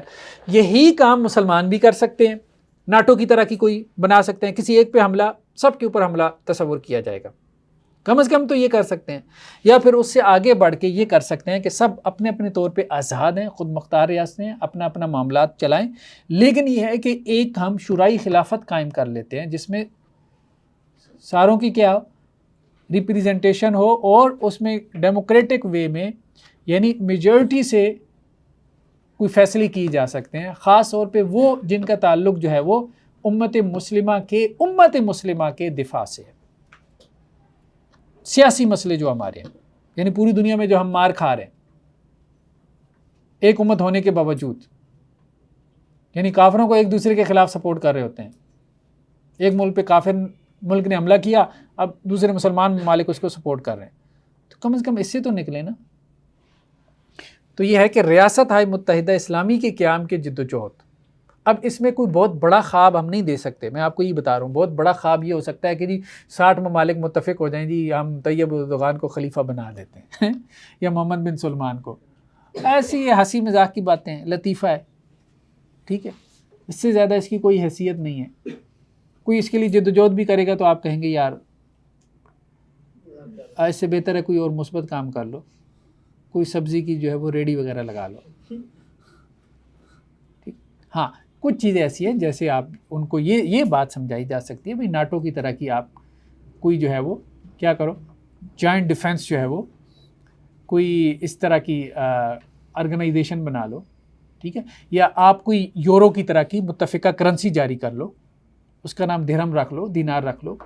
یا پھر آپ کچھ ایسا اتحاد کر لو کہ جس میں جو ہے وہ کوئی شورائی خلافت ہو، سب جو ہے وہ ریاستیں اپنے طور پہ خود مختار ہوں. لیکن یہ ہے کہ جو جنگ و جدال کے معاملات ہیں ان میں وہ اجتماعی جو ہے وہ اس کی مشاورت کے ساتھ سب کی آرمیز جو ہے، سب کی آرمیز وہ ایک آرمی متصور ہو، سب کی ایئر فورسز، سب کے ریزورسز.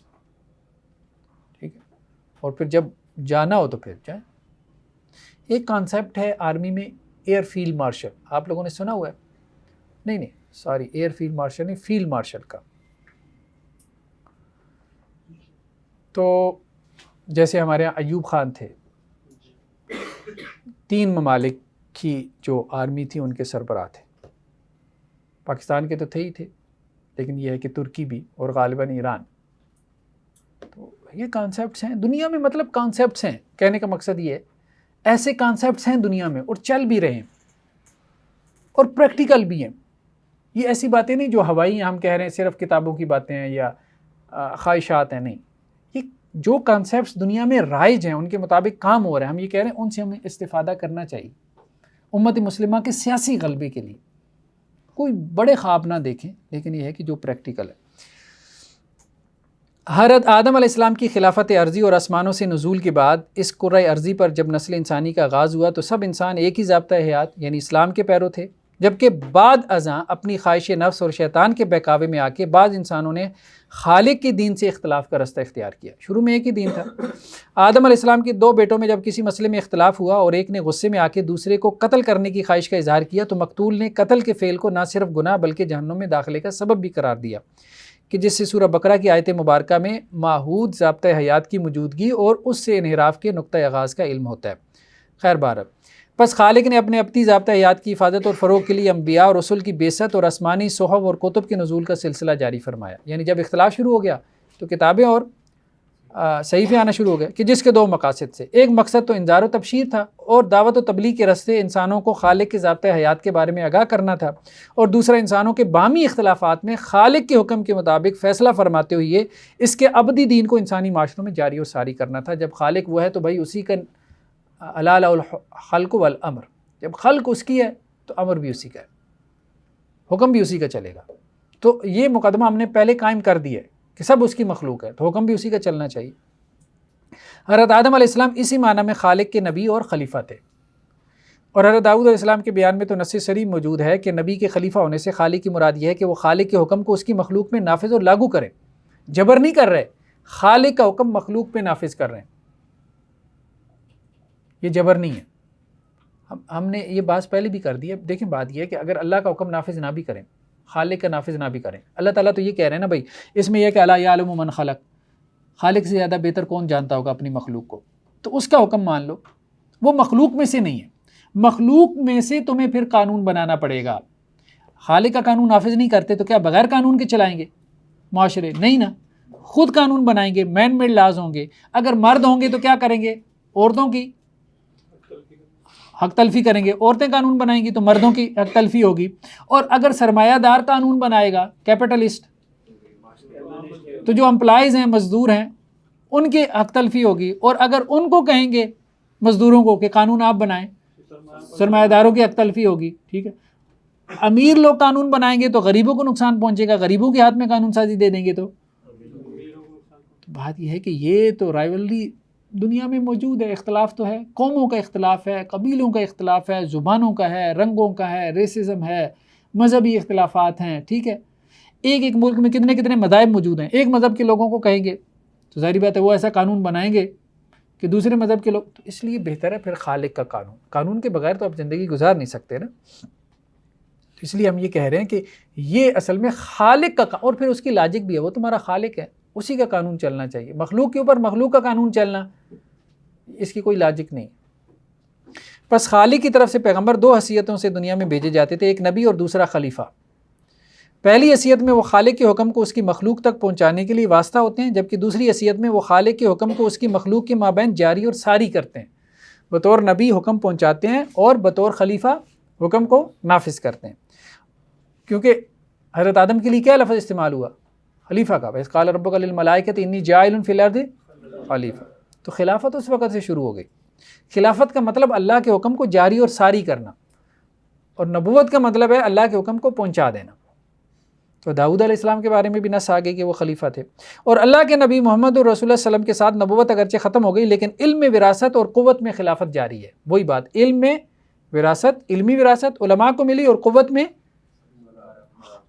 وہ عمراء کو ملی، اور وہ خلافت ہے۔ حضرت ابوبکر صدیق رضی اللہ عنہ نے اپنے آپ کو محمد اور رسول اللہ صلی اللہ علیہ وسلم کا خلیفہ قرار دیا، آتا ہے نا روایات میں، اور ان کے بعد صحابہ نے حضرت عمر رضی اللہ عنہ کو حضرت ابوبکر کا خلیفہ قرار دیا۔ پس خلافت اللہ کے نبی صلی اللہ علیہ وسلم سے خلفائے راشدین کو منتقل ہوئی، اور یہ دور خلافت نبوت کے منہاج پر قائم تھا۔ خلافت راشدہ سے یہ خلافت بنو امیہ کو منتقل ہوئی، یہ آگے ٹائم پیریڈ بھی لکھا ہوا ہے، ٹھیک ہے، جبکہ اس میں ملوکیت کی بھی آمیزش ہو چکی تھی، آمیزش ہم کہہ سکتے ہیں، لیکن تھی یہ خلافت۔ ملوکیت کی آمیزش کے باوجود نبی کریم صلی اللہ علیہ وسلم نے بنو امیہ کے حکمرانوں کو خلفاء قرار دیا، کیونکہ وہ خلیفہ کے منصب پر فائز تھے۔ بنو امیہ سے یہ خلافت بنو عباس نے اور ان سے عثمانی ترکوں نے بزور شمشیر حاصل کی، ٹھیک ہے۔ 1924 میں انگریزوں کی سازش کی سبب سے خلافت کا ادارہ ختم ہو گیا۔ تو خلافت کب ختم ہوئی ہے؟ 1924 میں، یہ نہیں کہ 30 سال بعد ختم ہو گئی تھی۔ اللہ کے رسول وسلم جو نظام قائم کر کے گیا ہے اس کے اوپر اس سے بڑا تان کوئی نہیں ہے کہ آپ کہیں 30 سال بعد ختم ہو گیا، ایسا نہیں ہے۔ اور اس نظام کو چلانے والے کون تھے؟ جو رسول اللہ علیہ وسلم کے تربیت یافتہ تھے، تو وہ 1924 میں جا کے ختم ہوا ہے، چلتا رہا ہے۔ ہاں آپ یوں کہہ سکتے ہیں اس میں کچھ کمزوریاں آ گئی تھیں، جو ہم نے آمیزش کا لفظ استعمال کیا، ویسا نہیں تھا جیسا کہ خلفائے راشدین کے دور میں تھا۔ کچھ ڈکلائن آیا، کچھ زوال آیا ہے، ٹھیک ہے، لیکن وہ ڈکلائن جو ہے وہ خلافت میں ہی آیا ہے، وہ یہ نہیں تھا کہ وہ خلافت سے کوئی اور نظام بن گیا تھا، ایسا نہیں تھا۔ آپ یہ کہ اس اعلیٰ درجے کی خلافت نہیں رہی تھی، یہ کہا جا سکتا ہے۔ جس طرح اس کو ختم کر لیں، نہیں لمبا ہے یار، چلیں دیکھتے ہیں۔ جس طرح ابتدا میں حضرت آدم علیہ السلام کی خلافت عرضی میں تمام انسان ایک ہی دین پر تھے، ٹھیک ہے، بالکل اسی طرح انتہا میں حضرت عیسیٰ علیہ السلام کی خلافت عرضی میں تمام انسان ایک ہی دین پر ہوں گے۔ بات سمجھ رہے ہیں؟ ابتدا میں بھی دین ایک تھا، انتہا میں بھی دین ایک ہوگا۔ حضرت عیسیٰ علیہ السلام کے بعد سب مسلمان ہو جائیں گے نا، صرف یہودی سامنے ہوں گے، ان سے بھی لڑائی ہوگی، وہ بھی ختم ہو جائے گی۔ بہرحال یہ تو خالق کا تو تکوینی امر ہے جو پورا ہو کے رہنے والا ہے، ابتدا بھی انتہا بھی، رہے نام اللہ کا شروع میں بھی اور آخر میں بھی، درمیان میں ٹھیک ہے مختلف ادوار آئیں گے، تلک الایام نداولها بین الناس ہے۔ جبکہ امر شرعی یہ ہے، اب امر شرعی کیا ہے؟ ایک تو یہ ہے نا کہ اگر شروع میں بس خلافت ہے، آخر میں ہے، تو درمیان میں کیا مطلب ہم نے کوشش ہی نہیں کرنی؟ نہیں، ہم نے کہا یہ امر تکوینی ہے۔ امر شرعی کیا ہے؟ یعنی ہم سے مطالبہ کیا ہے کہ ابتدا اور انتہا کے درمیان کی مدت میں خالق کے مومن بندے خالق کے دین کی حفاظت، فروغ اور غلبہ کے لیے دعوت اور جہاد کا کام کرتے رہیں، ہم نے کرتے رہنا ہے۔ لیکن حدیثوں سے ہمیں نظر یہی آتا ہے کہ یہ قائم ہونے والی نہیں ہے حضرت عیسیٰ علیہ السلام سے پہلے، لیکن حکم ہمیں یہی ہے کہ ہم نے اس کے لیے کوشش کرنی، اور اس وجہ سے ہمارا نام بھی لکھا جائے گا۔ جب قائم ہوگی ظاہر بات ہے گراؤنڈ تو بنی ہوگی نا حضرت عیسیٰ علیہ السلام کے، تو وہ گراؤنڈ جد و جہد سے ہی بنے گی۔ اللہ عز و جل اس دنیا میں اپنے بندوں پر حجت قائم کرتے ہیں تاکہ قیامت والے دن ان کے لیے کوئی عذر باقی نہ رہے۔ یہ حجت دو طرح سے قائم ہوتی ہے، ایک رسول کی دعوت سے، دوسرے خالق کی کتاب سے، ٹھیک ہے۔ محمد رسول اللہ صلی اللہ علیہ وسلم چونکہ آخری نبی ہیں، لہذا آپ صلی اللہ علیہ وسلم کی رحلت کے بعد قیامت تک کے لیے خالق کے بندوں پہ خالق کی کتاب کو حجت بنایا گیا۔ نبی حجت ہوتا ہے یا پھر کتاب؟ نبوت تو ختم ہو گئی، اب کتاب ہے، اللہ کی کتاب حجت ہے۔ جس تک کتاب پہنچ گئی اس کے اوپر حجت قائم ہو گئی، قیامت والے دن وہ مسئول ہے، اکاؤنٹیبل ہے اگر وہ ایمان نہیں لاتا تو۔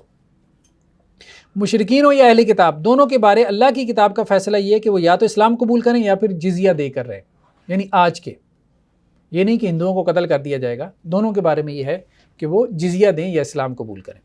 اللہ کے رسول صلی اللہ علیہ وسلم مشرکین عرب کے مقابلے کے لیے جب بھی صحابہ کا کوئی لشکر روانہ کرتے تھے تو انہیں تین چیزوں اسلام، جزیہ یا قتال کی دعوت دینے کی نصیحت فرماتے تھے۔ 148 میں یہ صحیح مسلم کی روایت ہے۔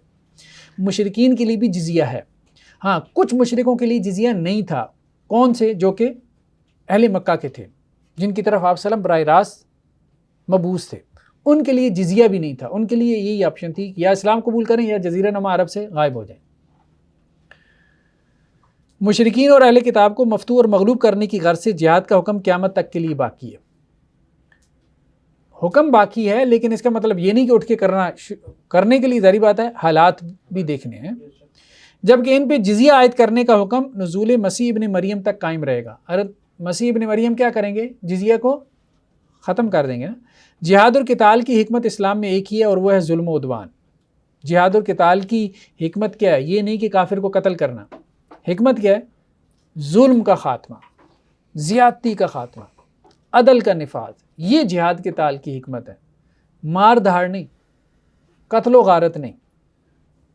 اب ظلم ختم کرنے کے لیے ظاہری بات ہے ظالم کے ساتھ لڑنا تو پڑے گا، اور اس کی دلیل نص صریح ہے، وہ قرآن میں ہے نا، اذن للذین یقاتلون بانہم ظلموا، قتال کی اجازت اس لیے دی گئی کہ ان پہ ظلم ہوا۔ قرآن مجید میں بظاہر جن منضبط اوصاف کی بنیاد پہ جہاد اور قتال کا حکم دیا گیا وہ دراصل ظلم و عدوان ہی کی صورتیں ہیں۔ اسلام ظلم و عدوان کی کسی صورت کو کسی طور برداشت نہیں کرتا، چاہے اہل ایمان پہ ہو یا خواہ انسانوں پہ۔ مسلمانوں پہ بھی ظلم برداشت نہیں ہے اور انسانوں پہ بھی ظلم برداشت نہیں ہے۔ صحابہ کیا کہتے تھے کہ ہم کس لیے آئے ہیں؟ تاکہ بندوں کی غلامی سے نکال کے اللہ کی غلامی میں۔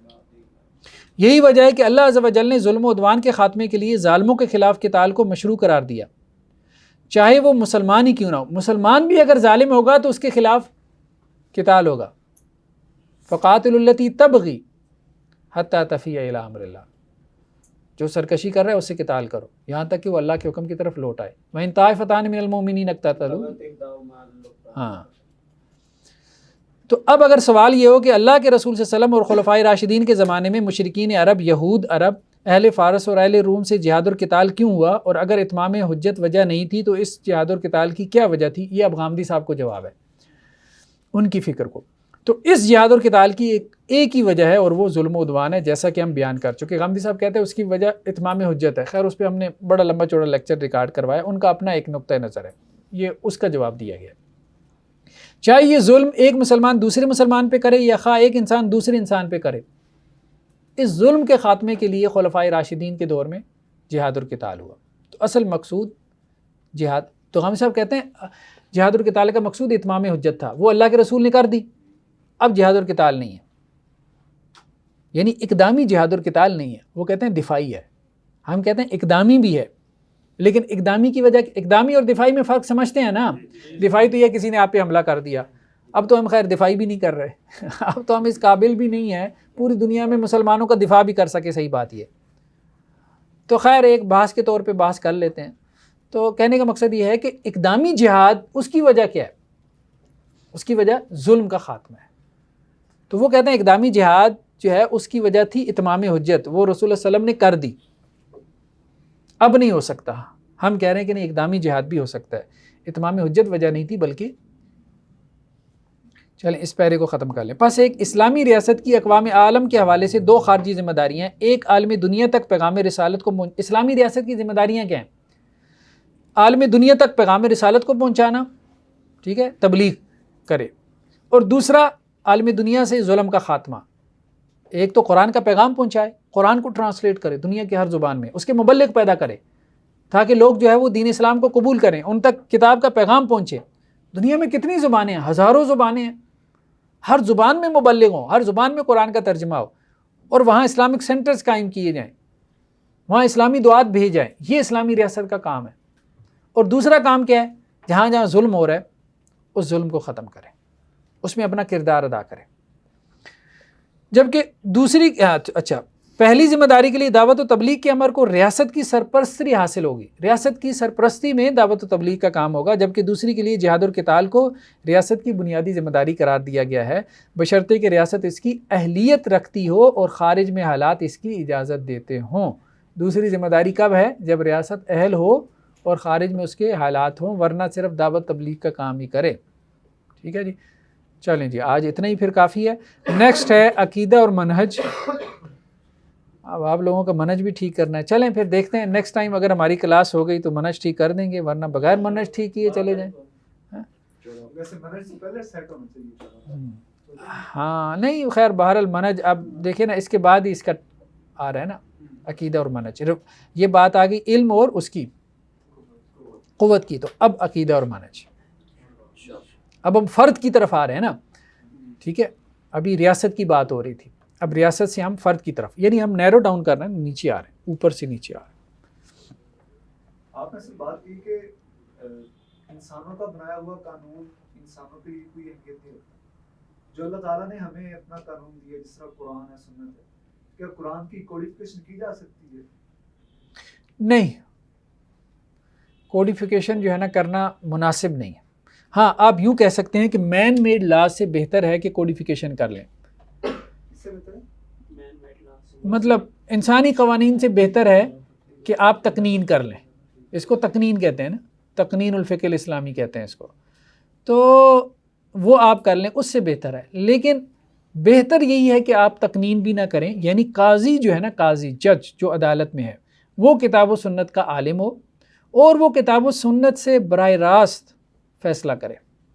جب آپ قاضی کو پابند بنا دیں گے ایک متعین فقہ کا، وہ متعین فقہ بھی ظاہر بات ہے کتاب و سنت کا غیر تو نہیں ہے، اس کی انڈرسٹینڈنگ ہے نا، اس کا فہم ہی ہے، کتاب و سنت کا فہم ہی ہے، لیکن مثال کے طور پہ آپ فقہ حنفی کو نافذ کر دیتے ہیں، یا فقہ جعفری ہے جیسے ایران میں، یا فقہ حنفی افغانستان کے اندر ہے، جب آپ نافذ کر دیتے ہیں فقہ کو، تو پھر وہاں قاضی اگر اس فقہی مسئلے سے اتفاق نہیں رکھتا تو جب وہ فیصلہ کرے گا تو اس کا عقیدہ کیا ہے کہ وہ کتاب و سنت کے مطابق کر رہا ہے یا قانون کے مطابق کر رہا ہے؟ ظاہر بات ہے وہ کتاب و سنت کے مطابق نہیں کر رہا، اور اس کو حکم یہ ہے کہ کتاب و سنت کے مطابق فیصلہ کرے، تو وہاں یہ الجھن آ جاتی ہے۔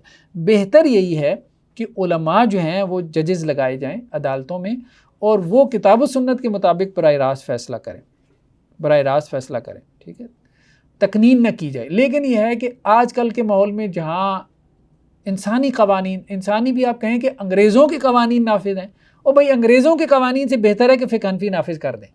ہاں اتنی چڑان نہیں پیدا کرنی چاہیے فقہ حنفی سے، لیکن یہ ہے کہ الحمدللہ ہمارے یہاں پاکستان میں جو مختلف مکاتب فکر کے علماء تھے، اس میں دیوبندی، بریلوی، اہل حدیث، اہل تشیع، ان کی جو بھی مختلف اوقات میں کمیٹیاں بھی بنتی رہیں، وہ جو 22 نکات تھے، شروع میں سوال پیدا ہوا تھا نا کہ کس کا فقہ نافذ کرنا ہے، کس کا مسلک نافذ کرنا ہے، تو وہ چاروں جو اسکول آف تھاٹ ہیں مکاتب فکر مسالک کے علماء نے متفقہ طور پہ، بڑے چوٹی کے علماء نے وہ ایک 22 نکات ہیں علماء کے 22 نکات، وہ کبھی آپ نکال کے دیکھیں تو انہوں نے یہ فیصلہ کیا تھا کتاب و سنت کو نافذ کرنا ہے.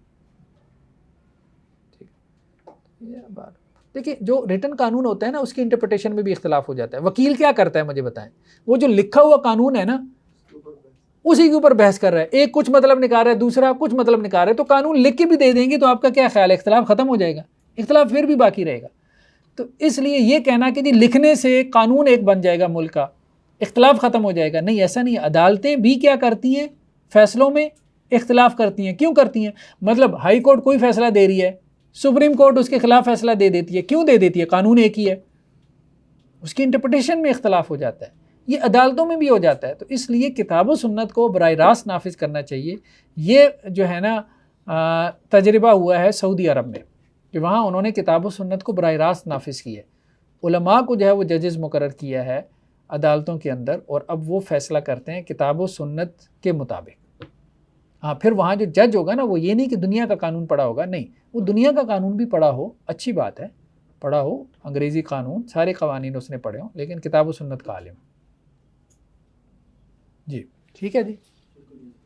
سبحانک اللہم و بحمدک، نشہد ان لا الہ الا انت، نستغفرک. زندگی شعور سے، الحکمہ انٹرنیشنل.